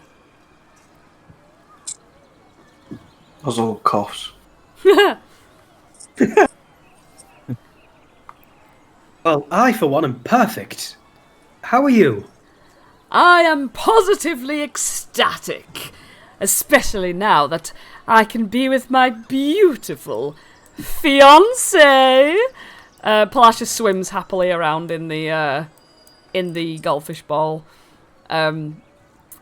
She sort of pops up and she sort of gives everyone a big beaming smile, and she says, Thank you, everyone.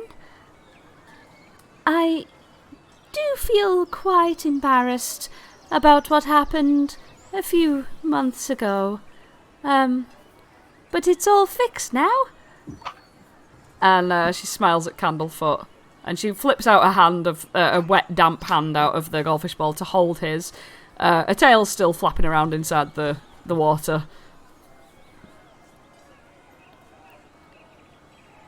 I would like to formally invite every single one of you to our wedding.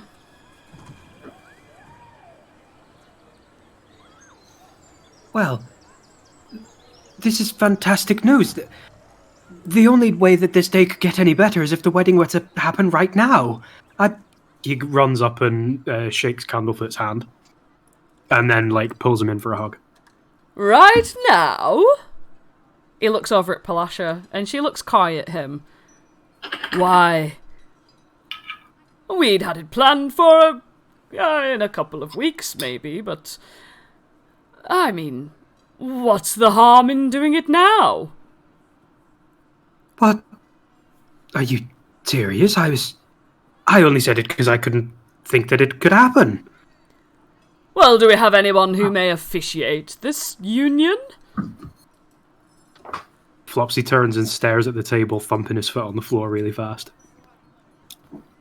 He looks at Holland and he says, Holland, don't you have a special connection with a certain god of joy?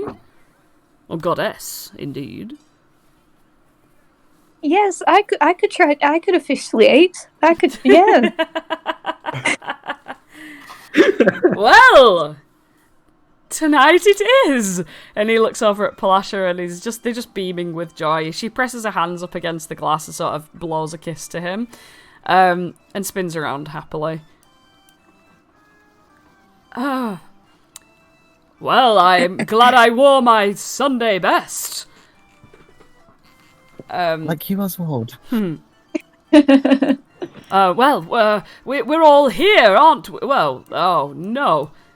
What about Witchlight? They can't be much longer, surely. Well, they said they were going to be here. Flopsy looks at his pocket watch. How long has it been since they should have arrived? It's 10 been minutes now. Yeah, it's been about 15 minutes.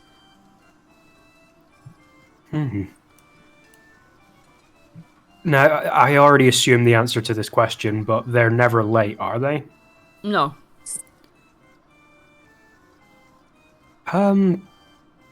They said they would be here. Well, one of us could go and check on them. Or some of us, couldn't we?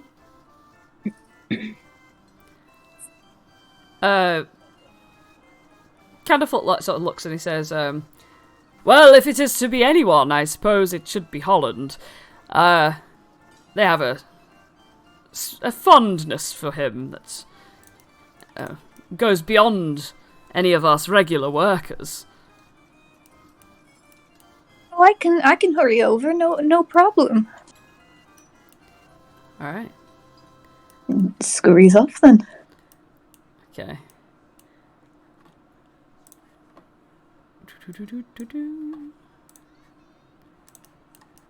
Okay.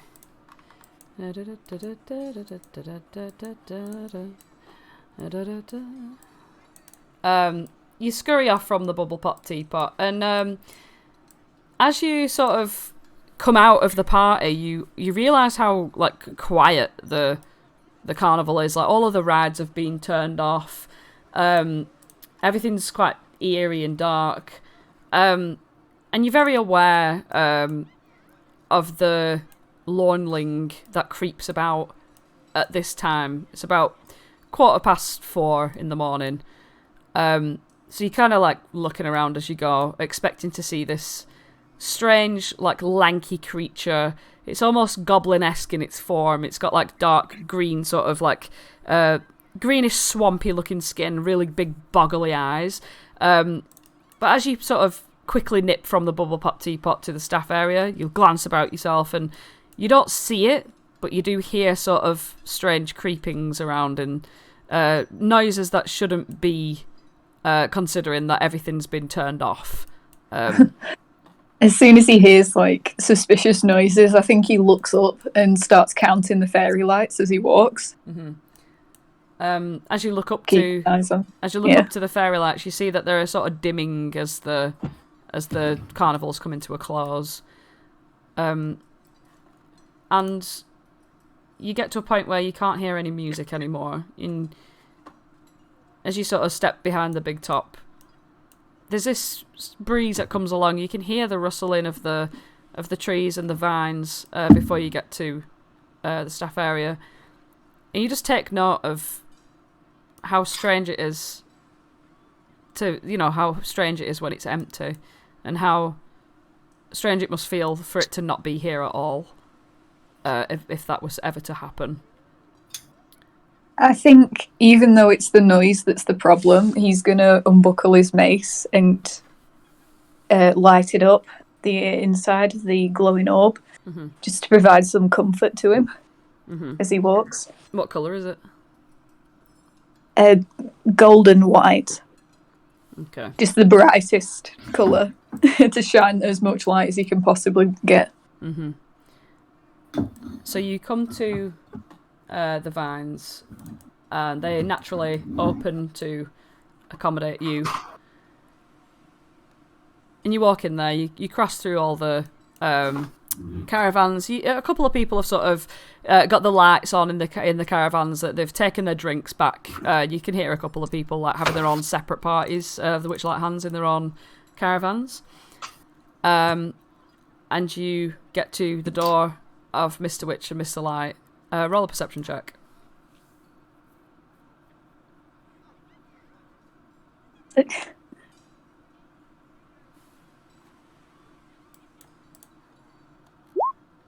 Oof, 18. nice.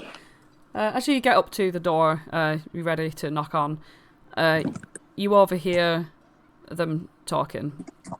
You hear Mr. Witch saying, "Oh, come on now, it'll be okay. And I don't want to put this on you, Ermius, but we're about to be late." And you just hear Ermius, Mr. Light, sort of muffled crying. He's like, I just love it so much here with you, and I can't imagine what it would be like to lose everything we have here. And we owe it to him. We can't keep lying to him. And you hear Mr. Witch sort of come over, and like you hear those footsteps and this consoling, and the crying noise get muffled by what you presume to be Mr. Witch's large, comforting body. I knock on the door with the mace. Not like hard, but like just because I'm holding it outstretched in my hand anyway. Very threatening move. That was unintentional. Oh, who could that be? Oh, hold them off a moment, Witch. Mr. Witch says, okay. He comes to the door and opens it, and he says, "Oh, Holland," and you can see that he has quite damp eyes as well. He looks at his watch and he says, "We do have about 3 minutes to get to you, if that's okay." You can see that he's visibly distressed. Oh, I'm sorry. I didn't mean to hurry anyone. It was just the others sent me. Candlefoot and Palasha are going to be getting married now, so and they want me to officiate. So I'm going to be doing that in a minute. But they wanted me to come and get you guys first. All right, we will be there as soon as possible. He actually closes the door on you. And meanwhile, you, if you want to return, you can. But meanwhile, can I please request that you RP amongst yourselves for just 5 minutes? Not even 5 minutes, literally seconds. Sorry about this. Yeah, just 5 seconds, please. Can I just add on the end that Holland's just staring at that closed door, and he's still got the cupcake on his forehead. Oh, bless him! This sad little scene. Oh. All right, like 5 seconds. 5 seconds. All right, I'll be back very shortly. Well, guys, this really is one heck of a party. I've never been to a party before, but I mean, if this is what all parties are like, weddings and cake and butterfly wings and Featherine and Oswald and Flopsy and even Felix making a surprise entrance is the word. Well, Ta-da! Well, that is amazing. Well, that is like most of the parties that I have. Could you come a bit closer, Flopsy? You're slightly echoey from over there. Well, Most of the parties that I have are a lot like you describe, with featherine and maybe a little less Felix, but butterfly wings.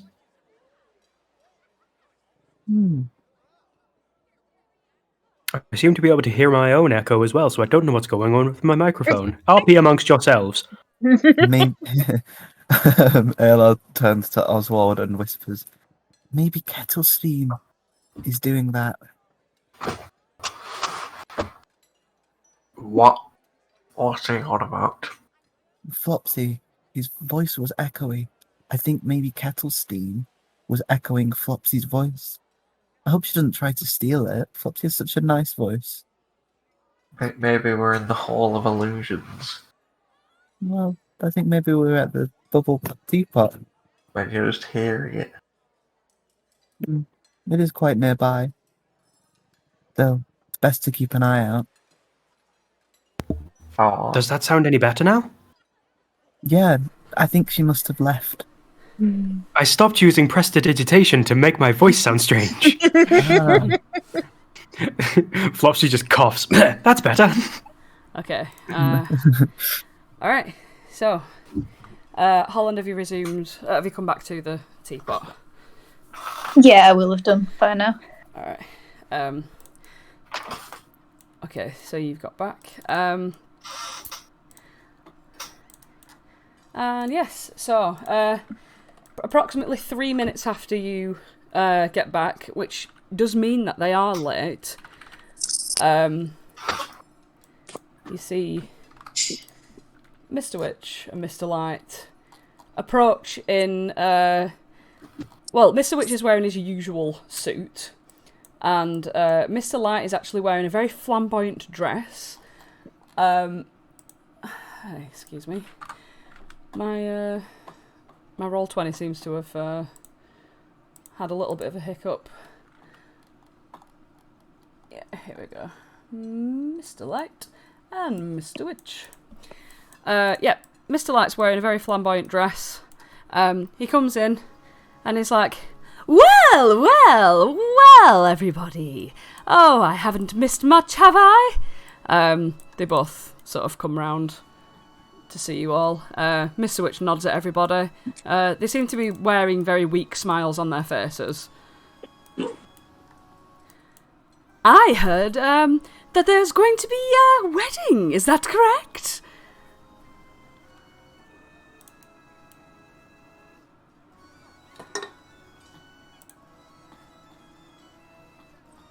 Holland's just looking at them very strangely because obviously he's seen what they've been like just a few minutes earlier. Mm-hmm. Yeah. Yes, there is. Candlefoot and Palasha. Oh, how darling! Oh, I can't wait. And he sort of like pushes past everybody, squeezes past the thing and takes his seat on this sofa that they usually sit on. Mr. Witch follows behind and sits next to him. They sort of cross their legs and sort of sit next to each other, holding each other's hand. Candlefoot sort of moves Palasha's goldfish bowl over there, and he stands next to her, sort of patiently. He's beaming with joy. Mr. Light sort of leans back. Treaclewise comes running over, and he's like, "Here's your kitchen sink," and passes it over to Mr. Light and Mr. Witch. It's a huge bottle of wine that he sort of pours in glasses for them both, and they clink, smile at Treaclewise, and Treaclewise runs off to cater for everybody else at the party. Candlefoot's like, "Oh, I can't wait." Delagron purrs happily. And no one seems to notice that Mr. Witch and Mr. Light's demeanour is quite strange. You can see that Mr. Light's makeup that he's done is like very slapdash, sort of hurry sort of makeup.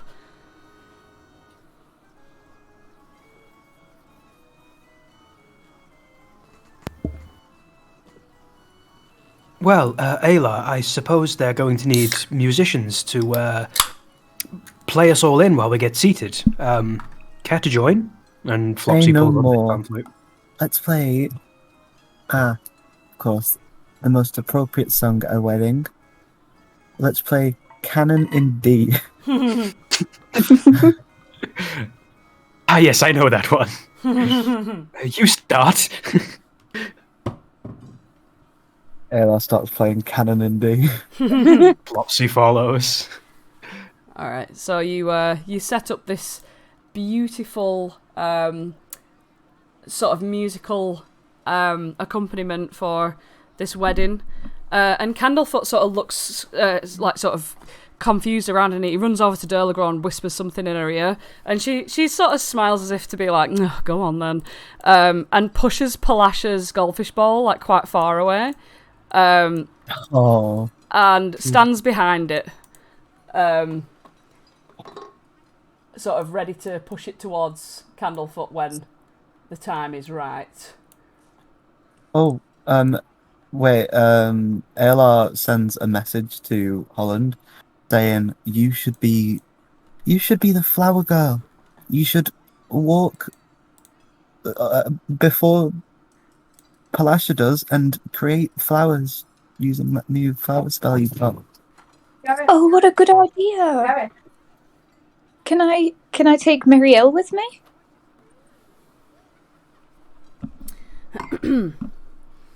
Holland's just going to pick Mirielle up. Yeah, good. Thank you for that, sir. So Holland picks up Marielle and takes his position. He'll let her peck like the pile of wildflowers in his hand and just yeet them across as they walk. Whereas Holland's doing a more graceful, like, just tossing them. So Cannon... You can't do anything artistic with them, but he's trying his best to look elegant. He just throws them hard on the ground. He's dunking them. And Palasha gets... it's just like the ground sort of like scrapes as her goldfish balls gets pushed along the ground. As she comes towards, her face is just beaming with joy, as is Candlefoot, as he puts his hands behind his back, and a single tear rolls out of his eye and down his cheek, and he sort of like holds in this bit of a cry, and Derligron pushes Palasha next to Candlefoot. Mr. Witch sort of like breathes in deeply and holds his breath. And Mr. Light, you see, shuffles up closer to him. And Holland, as you pass by, you hear Mr. Light whisper, "Oh, it reminds me of our wedding day." Mr. Witch sort of, shuffles a bit closer to Mr. Light. I'm guessing that everyone else is sort of like gathering around to watch the wedding. Featherine's like, "Oh, I can't miss this." Sits next to Burley. Burley, you can see, is giving Featherine the eye a little bit about this. Northwind sort of stumps over. And Thacker sort of turns in his seat, not moving his legs at this moment. Alright.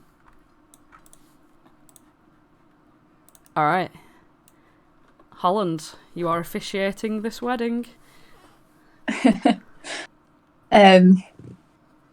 It kind of dawns on Holland that everyone's looking at him. So he gives Flopsy a nervous look, but nods to himself, and he's going to go over to Candlefoot and Palasha first, and he's going to offer his hand out to Candlefoot and put his hand up to the glass of Palasha's fishbowl. If they take him. Oh, yeah. And to begin it, he's going to cast Ceremony, the wedding one, obviously, which will not have any mechanical use. It's a +2 to AC, but I'm just... how do you want to flavour this? As we touch / hands meet across the bowl, I think everything just starts to get a bit brighter. Maybe the fairy lights start to glow in like the near vicinity a bit brighter, and Holland's Lyra symbol around his neck is glowing. And I think there's sort of like, it all seems to become peaceful. Not like the eerie silent from before, but like everything just seems to turn and look in awe, and Candlefoot and Palasha will feel very calm and joyous about what's about to happen. Absolutely no doubts in their mind. Oh yeah, you see Mr. Light put his hand to his chest and like make a noise as though he's about to cry. And then after a moment of just that sort of solemn ritual, you'll take a step back, which I can't do on this map, but even if we're around there. Okay. Well, I usually leave these kind of long words to Flopsy, but I'm gonna do my best. So,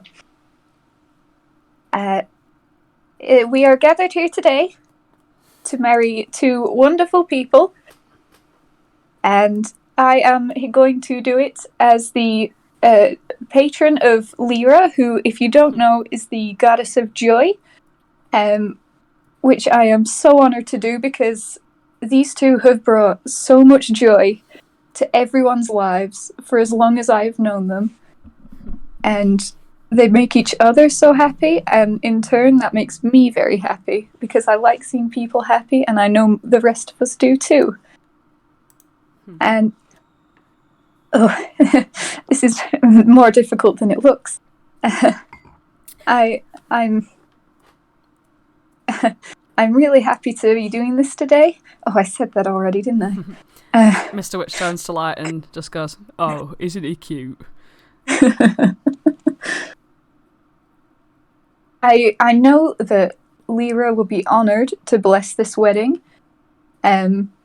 So without further ado, Candlefoot, do you take Palasha to be your wife? I do, with more than all of my heart and soul combined. And Palasha, do you take Candlefoot to be your husband? I do, with all of the water in the oceans. Then I now pronounce you married. Hey! Mr. Light sort of stands up out of his chair and he starts clapping. Candlefoot just dives straight into the goldfish bowl and starts swimming around with Palasha, holding her hands and waiting for you to allow them to kiss as a married couple for the first time. Oh, you may now kiss the bride. They dive on each other. They dive on each other, and you just see bubbles sort of like clouding the view in the goldfish bowl there. Mr. Witch stands up as well. Everyone's clapping. You can see Winston sort of leaning back in his chair, just nodding. Burley's like clapping along, and Palasha sort of looks around and she whispers at you and says, "Do you have a bouquet?" To me? Yeah, she's wanting some flowers to throw. He'll just dump out what's left of the wildflowers in her hands. She grabs hold of them, and she swims around in like a whirlpool. And the whirlpool rises up out of the goldfish bowl.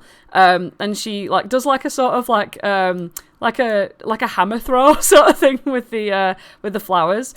And they go careening towards Featherine. She reaches up with her beak and catches them in a beak. And everyone's like, "Way!" And Northwind's like, "Cool, dude." Looks over at Burley, gives him a thumbs up, and Burley like goes a bit red. Featherine looks down and blinks her long eyelashes at Burley.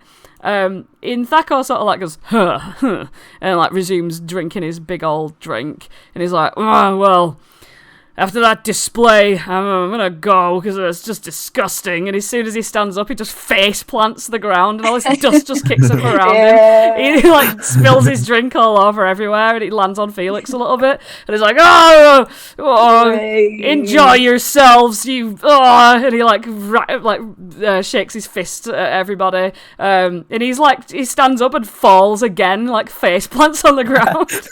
And he's like, he like kicks his shoes off, and they just land like here, and he just scampers away in his socks. Can I take his shoes? Yeah. Nice. You gather up his shoes. I'll think of something to do with those later. Delagron peers around and she's purring at the whole event, and she sort of sees them both like creating these bubbles in the tank. She just slowly and subtly pushes the bowl away for them to, get on with their marital duties. Sits in front of the tank, sort of blocking it with a like giant, what are they called? Long tentacles. She puts them up in like a sort of grand way. Sits there purring. Mr. Light comes over and it's like, "Oh, that was absolutely beautiful, Holland."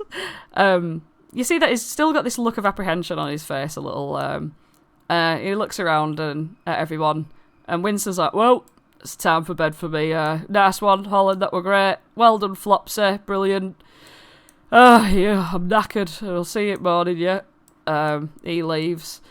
And you see that the majority of the people are sort of like realising what time it is and scooting away. Delagron does stay where she is, but you can see her eyes blinking slowly like cats do.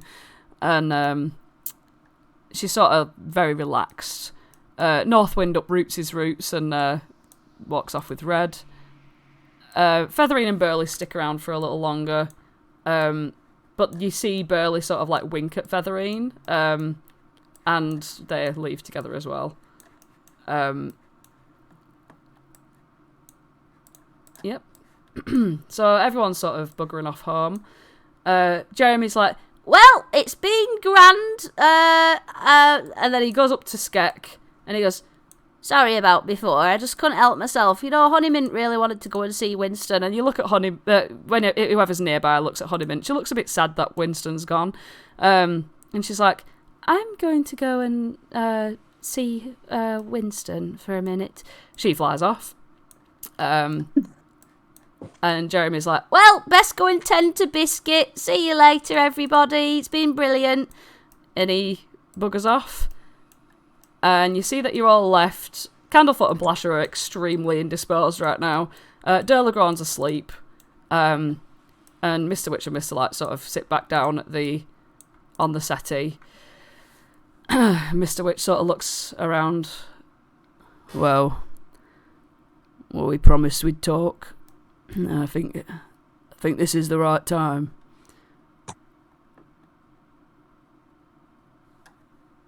I didn't mean to put anyone on the spot before. I just knew that it was a difficult thing to broach, and well, I think we all have a bit of difficulty talking about it. Mr. Witch I didn't really know how to pose it to anyone. Mr. Witch looks fairly sort of somber as he says, "Well, you have brought a lot of joy to this carnival over past, 20 odd years. How long have you been here for now?" Well, I just passed my 24th year, quite recently, actually. Time really does fly when you're having fun, doesn't it? And he sort of gulps as he says that and looks at Mr. Light. Mr. Light says, "Yes, we have been having the most amazing time with this carnival. And I just would never want to do anything to put it in jeopardy. I hope you understand how difficult it is for us to bring ourselves to discuss something that he swallows hard. We've been very careful about not discussing." He sort of puts his hand to his mouth. You see his mouth sort of shivering a little bit behind his mouth. Could simply talking about it really jeopardize the carnival that much?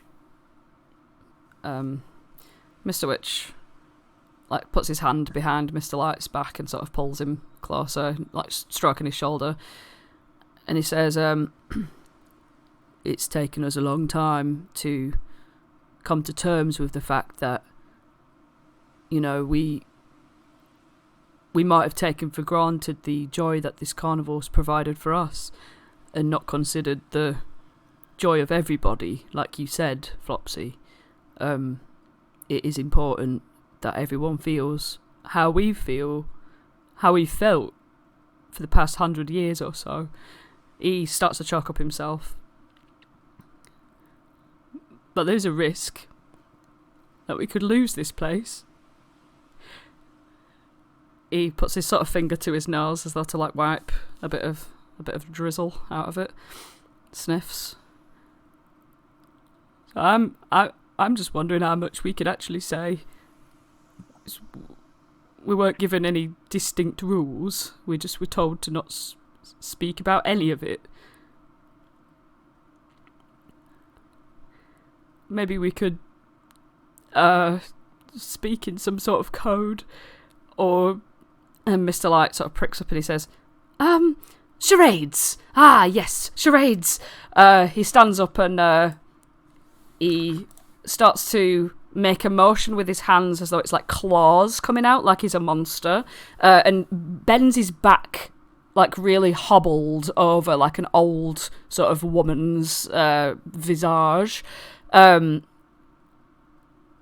He looks at you all sort of like hopefully as though you understand what he's trying to convey. Dinosaurs? No. Old, gnarled, magic. Tree. And what was that? An old gnarled magic tree. No, it's more of a humanoid. Hag? Who said that? Holland.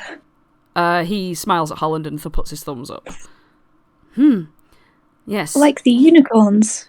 That's to Flopsy. And he puts 3 fingers up. 3 hags. He nods vigorously. He gestures to the entire, like, reality around him. And then he pulls his hands together as though to clasp it all in a ball in front of him. And then throws the ball far away.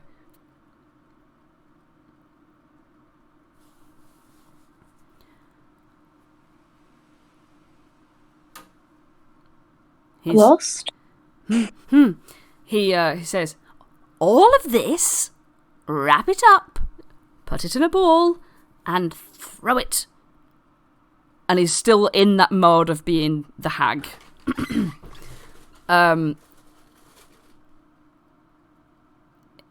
He's essentially trying to gesture to you that all of this will be taken away by the hags if he was to directly speak about what's happening.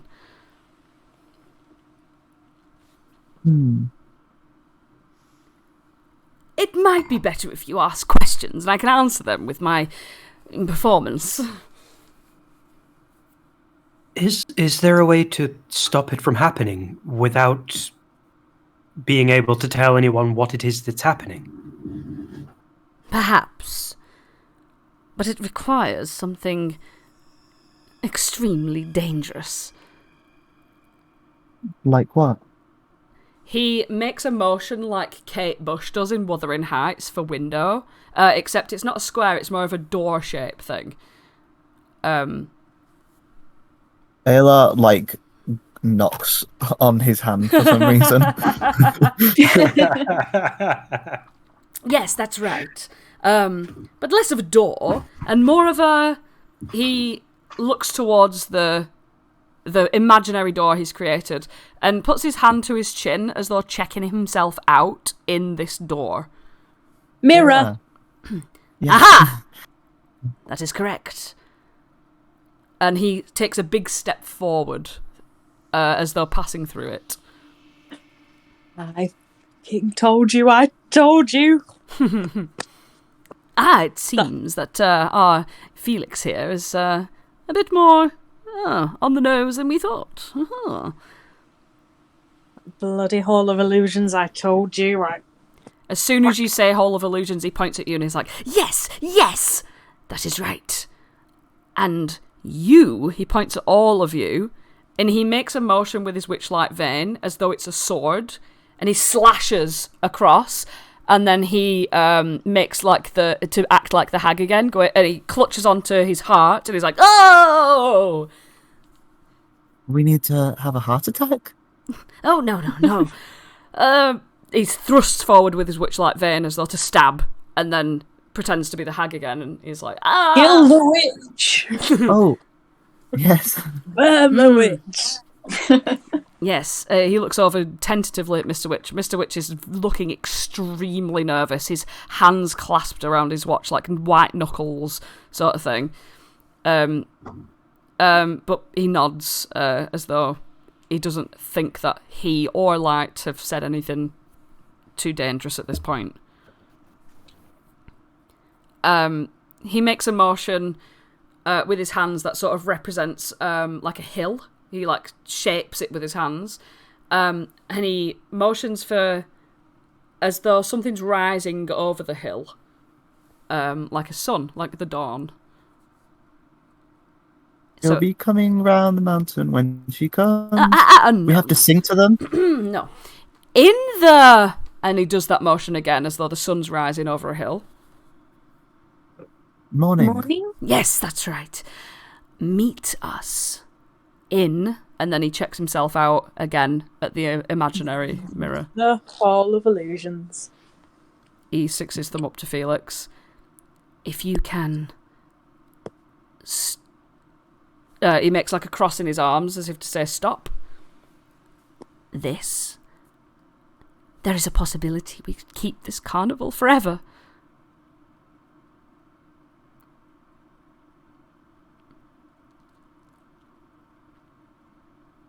So, the unicorns were actually telling the truth then? We've all lost something? Light nods vigorously. I looked at Flopsy to see how he's taking that news. I simply can't believe it. He's still wearing the sunflower top half and the pinstripe suit on the bottom. He looks completely deflated in the face while still having sunflower on him. This is the reality we've been living. Walking the fine line, you see. But like I said, meet us. And we will direct you as far as we can.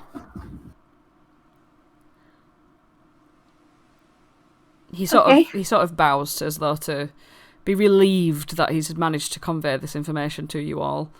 Wait, I have a question. Of course. What's with that girl with the pig mask? His eyes look hard at you, and he just shakes his head. He motions to make the hag with his body again, and then he. She's the hag. No, he shakes his head, and he makes a hand as though to make the height of a child, and puts it a bit further down, like sort of as though it's a child that belongs to a hag. It's her daughter. He shakes his head again. There are many nuances to this story, and I'm sure you'll discover them on your journeys. I'm not sure there's much more I can say. With her, and he takes his left hand and shakes his left hand with his right hand as though to signify making a deal.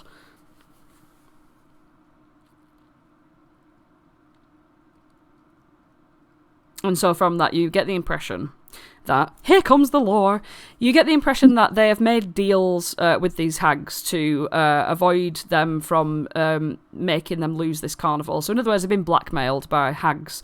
The hags have obviously declared that they would like to impose their shadow creatures, such as the girl with the pig mask and Holland, the one that you remember, the boggly-eyed sort of goblin-esque creature, and another one that you don't see very frequently, but Flopsy, you have seen her once or twice, which is a tall, shadowy girl with a crescent moon. She's completely in like black. With the crescent moon's black, her face, her body, and everything else is just pure jet black. You've seen her occasionally in the deep, dark shadows of the carnival at night time after it's ended. these 3 shadow creatures that you're not supposed to talk about are agents of the hags. And yeah, they are basically they've made a deal that they can use the carnival to take things from people if they break the rules. As Mr. Light sort of motioning this, he gets an illusory ticket out and he's like stamping it, and then when he like doesn't stamp it, he's like danger, you know. So yeah, he says, I hope that I've been as helpful as I can. I think that the fate of this carnival rests in your hands.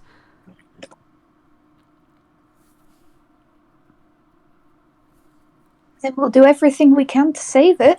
Right, guys? Do you really think that we're qualified? I make cupcakes for a living.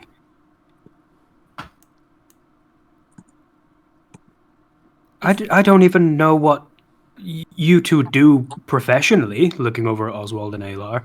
Well, my mother always used to say, the tasks that are most important do not go to the most skilled or the wisest, they go to the most willing. Aww. Well, that It was one of her shorter is phrases. very profound, Aelar. I trust that each and every one of you has something to offer. And something that will help. He sort of looks proud with himself for being able to convey this information. Mr. Witch stands up and stands next to him and holds his hand, that's not holding the Witchlight vein, and grasps it tightly. I fear that once he steps forward with his leg, hopefully hoping that you understand what he means. Once you step forth, in other words, there is a possibility that, well, we might never see you again.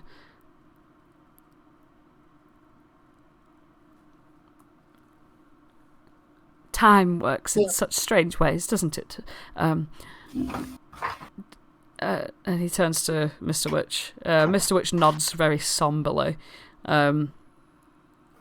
He looks around at you all and he says, I trust that you will all take very good care of each other. Am I right? We can trust you, right? Of course. Well, Of course you can, yes. Oswald nods. in all fairness, I didn't think I'd ever see anyone again once I hit my head on your doorframe, but as fate happened to have it, here I am again. We missed you. Well, I'm back. Missed you too, then. Well, I do believe it is time to get some much-needed rest. We will be in our caravan if anyone wants to come and visit us for potentially the last time. Mr. Light sort of looks, and you see tears sort of streaking his makeup all the way down his face. He nods and says, yes, let's get some rest. We've got a big day ahead of us tomorrow. And as you know, Flopsy and Holland work here, it's just the same day over and over again that brings Mr. Witch and Mr. Light such comfort. They steel themselves and make to walk away. Mr. Light looks back longingly at all of you as they leave, but it is time for them to go to bed. And they walk away. Are you all making your way to the staff area? Yeah. Alright. Feel free to just talk freely as you go, because we'll just do a night and then this little long rest, and then the morning will come very shortly. as you step out of the bubble pop teapot, you see that they've sort of scurried off ahead, sort of get to the staff area before everyone else does. Well, it looks like we've got a very important quest laid out for us.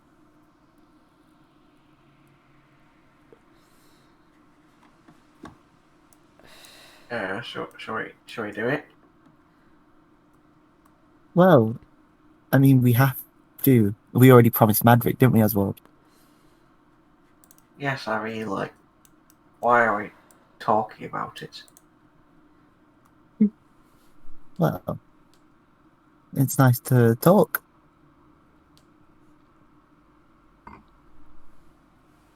Wait, did you say that you promised somebody to do this?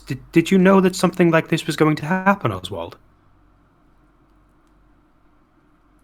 I have no previous altercations that have led me to know about this.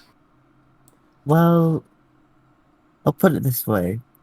Madrick said we should help out with someone called Zabilna, and that's somebody who we know Kettle Steam was looking out for. Kettle Steam was making such a big ruckus because Mr. Witch and Mr. Light weren't being honest, and now Mr. Witch and Mr. Light have been honest and told us about these hags.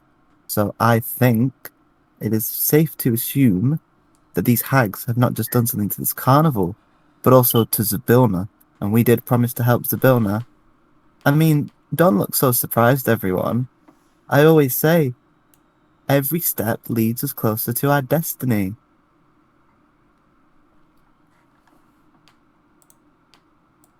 Well, I scarcely believed it before, but when you lay it all out like that, it starts to make sense, I guess.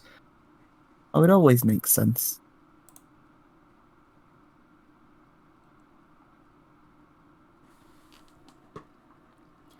As you make your way to the staff area, you see you just get this general feeling of dread as the carnival is empty of all of its patrons. There's a sense of foreboding that comes over you all. Holland and Flopsy, you keep your eye out as you're looking around. You do see sort of long arms reaching out from behind sort of these stalls here. And as they sort of wrap around one of the stalls, you see something climbing along it as though it's got like suckers for hands and like a froggy sort of feet. And it's got these long, like these large, like saucer-like boggly eyes. It peers over all of you. It sort of watches you as you approach the staff area, but it makes no move towards you. It just climbs around on top of the stalls, on top of the roofs. It jumps from roof to roof, peering around the carnival, looking for stragglers. People who aren't supposed to be here. What's that?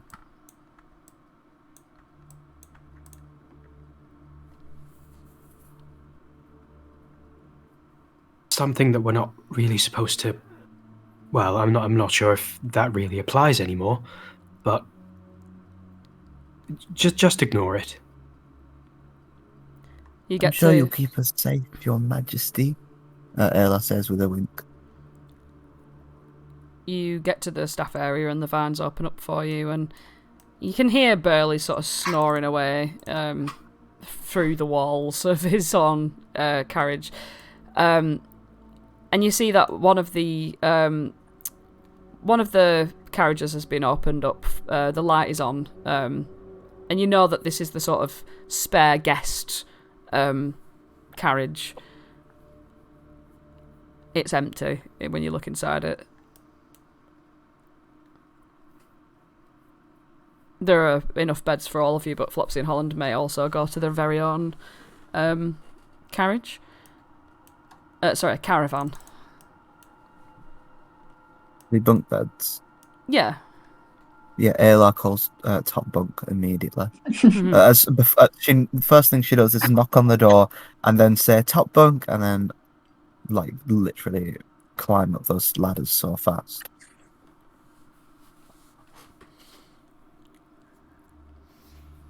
Are you all going into the same caravan? No, I'll be going back to mine. Okay. Flopsy will go back to his as well. Okay. So Flopsy and Holland return to their own caravan, and Aelar, Oswald, and Felix take the guest caravan. There are like 4 bunk beds, so like 8 beds to sleep on. Aelar's taken the top bunk of one of them. Felix, where would you like to go? Is there anything that Felix can hang upside down from? You could hang upside down from the top bunk of another bunk. I would like to do that, please. Okay. Oswald? Oswald will choose the bottom bunk of any bed. My bed, Aelar. That is far away from anybody else. He puts his little legs in the bed and just pulls his little duvet up. He pulls the blanket over him and he just scoffs when he hears Aelar shouting for him. I'm trying to sleep. Get away. Does anybody want to hug Marielle? No, I don't want to hug your dirty chicken. Can we please go to bed? Whoa. Damn. Someone's Bit not a nice cranky. person. She probably is dirty. She's covered in cigar smoke. You're not there, smoking. Holland. You're in a different Sorry. caravan. that was Lauren. Alright. So I'm sorry, Aelar, I'm just tired. Marielle is not dirty. Oh, I already know that. Of course Marielle's not dirty. She's the cleanest chicken I've ever seen. Haven't seen a lot of chickens, though. Oswald just starts snoring. Over in Flopsy and Holland's bunks, the rest of the Witchlight hands are the nondescript Witchlight hands, apart from Winston, who is quietly mumbling to someone in his bed. You see that Honeymint is sort of sitting on his pillow with him, and they're having a very quiet, private conversation and wish not to be interrupted. They're whispering to each other, in other words. But Flopsy and Holland, you are sort of alone in the caravan.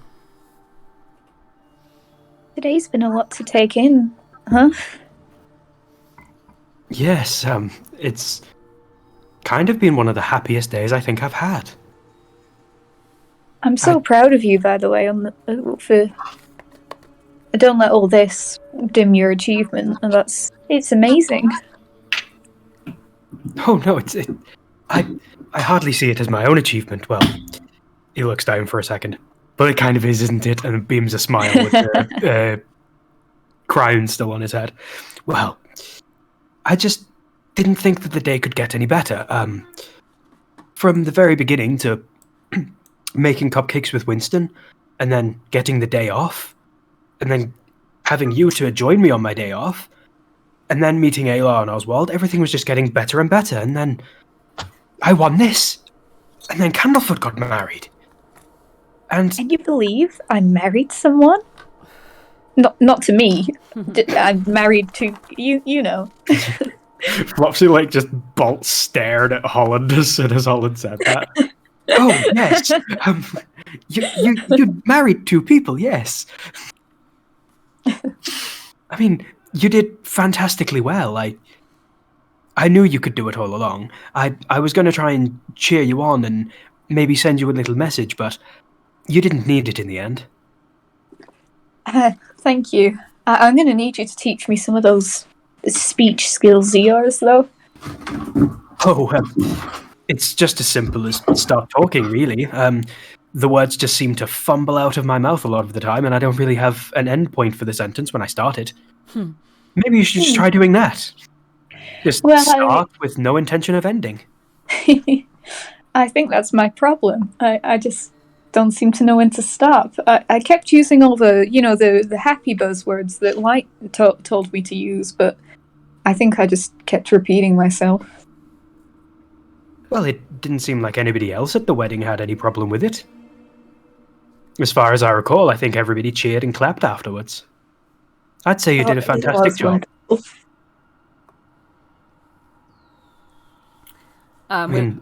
With that, for time purposes, I'm sorry. With that, you are going to get snuggled up and say your final words to each other before you sleep. Good night.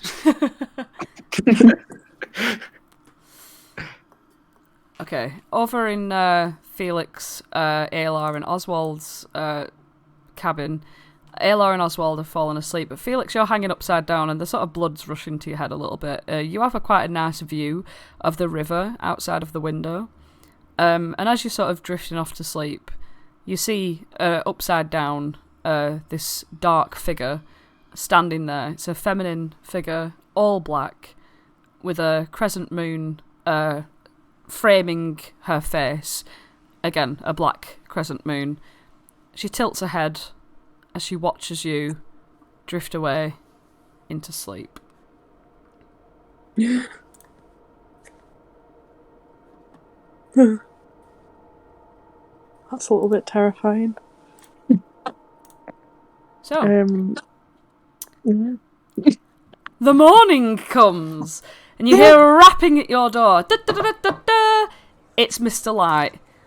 Good morning, everybody. He knocks at Oswald, Aelar, and Felix's door first. Some of the hands wake up and they're like rubbing their eyes and they're like, it's that day again. Let's go. They get up, they start to do jumping jacks in the room. Mr. Light swings the door open. You feel a fresh breeze come over your faces. Come on then, it's time to go. Ha ha. He bounds away from you guys, but I'll leave you and I'll let Aelar and Felix and Oswald wake up.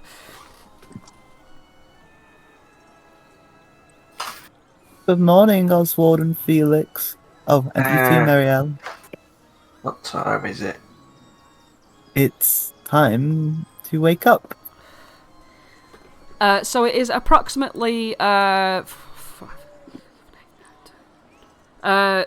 p.m. when you wake up. Good morning. Yeah.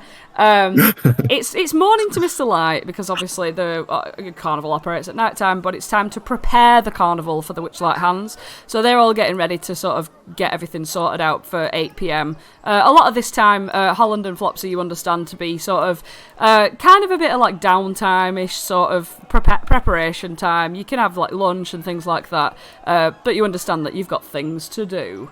So you guys wake up. Mr. Light comes bounding over to Holland and Flopsy's caravan,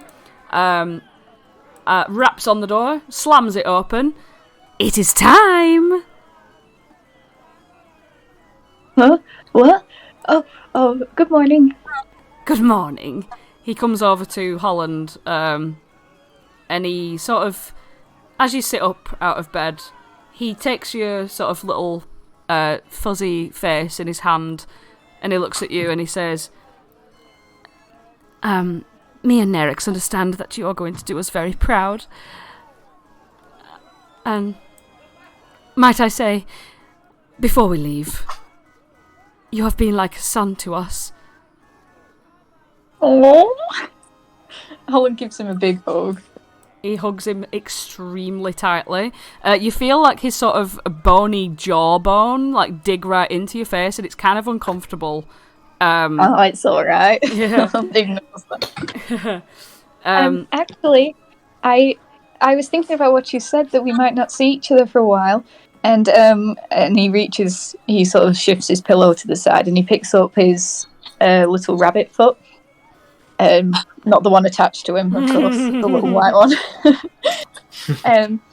I prayed to Lyra last night, and then I asked her to put some extra joy into this little talisman. So I thought while I was gone, it would give you a bit of extra happiness until I get back. And he offers it out to him.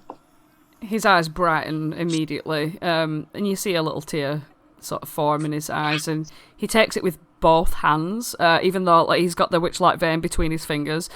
He holds it and he looks at you and he says, "Sincerely, I will cherish this." And he holds it to his heart. Mr. Light, you can hear, is sort of like slowly moving out of his carriage, and he says, come on, we don't have much time. As he's like sort of gathering everyone in the middle of the sort of staff area, he comes up to Holland and he puts his hand on his shoulder and he says, I'm sorry for all of the grief I've given you over the past couple of years. I guess it's just character building, I suppose. It's just the way that my dad used to treat me. I probably deserved it. It's fine. All right. Well, I suppose this is it then. He looks apprehensively at Mr. Light. They both sort of like, get themselves prepared. Mr. Light's like, oh, well, okay, and Flopsy, you have been just a joy to behold.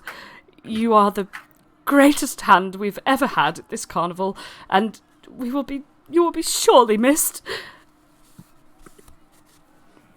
I'm not one for making promises that I can't necessarily keep, but we'll be back. I hope so. We have to be.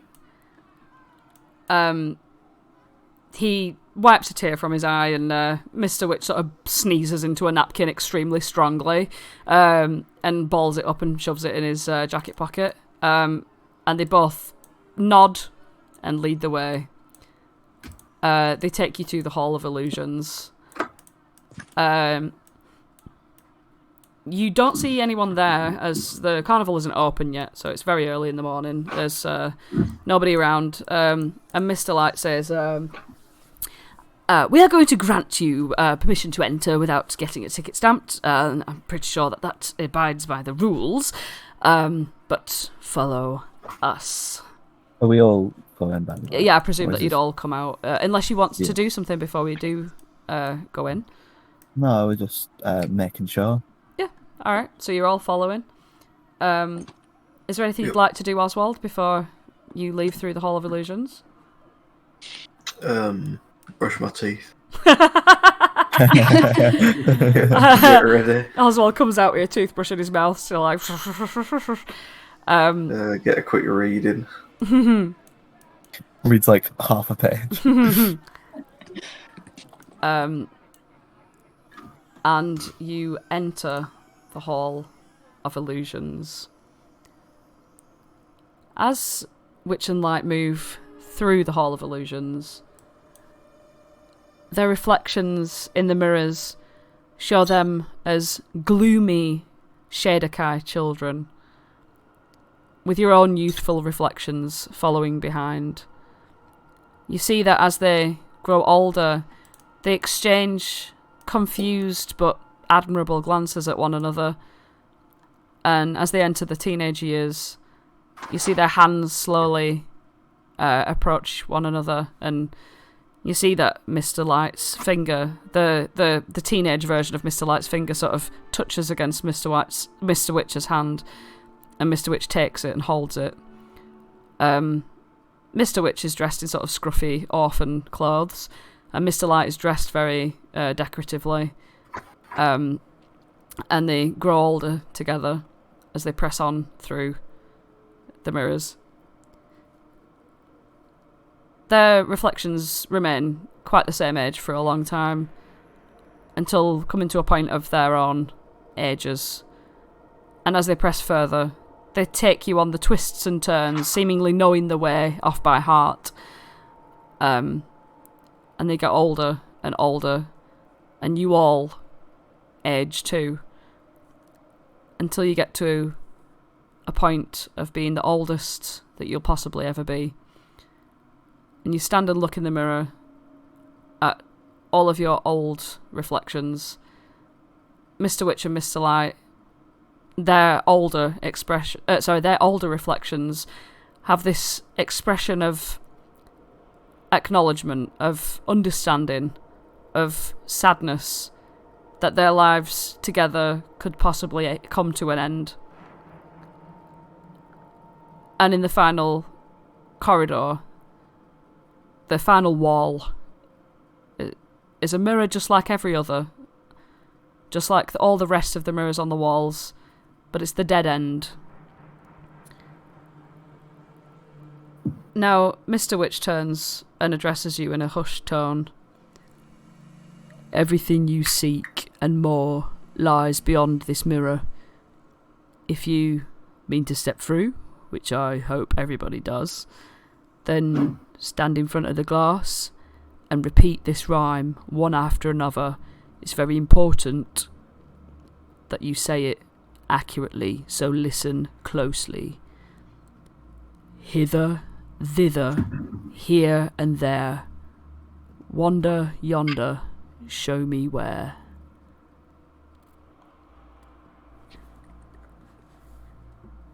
I will repeat that for you all, just in case you didn't understand. Hither, thither, here and there, wander yonder, show me where. Who steps forward first? Aelar does, because Aelar is so convinced of the significance of her destiny.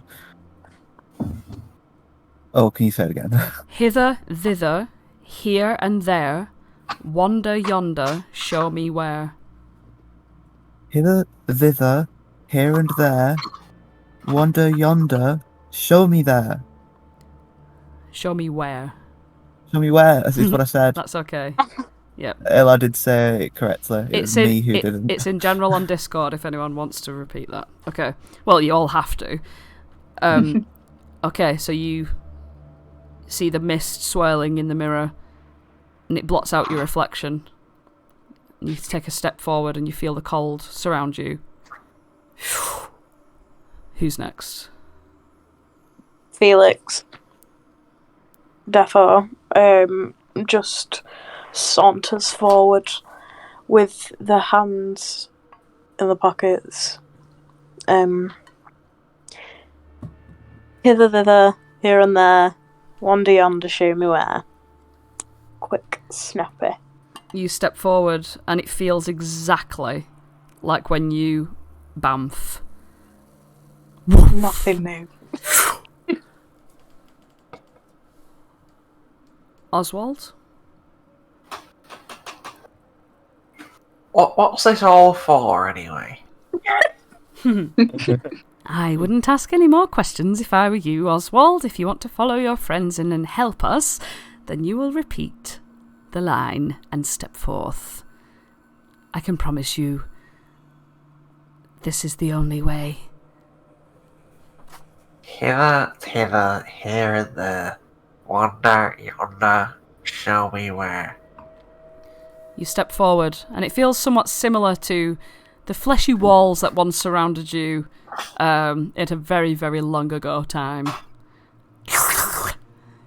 You go forward.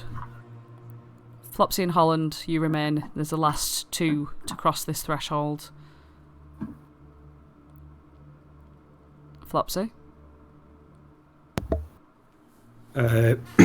Flopsy walks up to the mirror and knocks on it, and then turns to Mr. Witch and Mr. Light. Thank you for everything. They both nod. Hither, thither, here and there, wander yonder, show me where. You step forth confidently, and you are taken by the cold mists that surround you. Mr. Light looks at Holland, and as does Mr. Witch.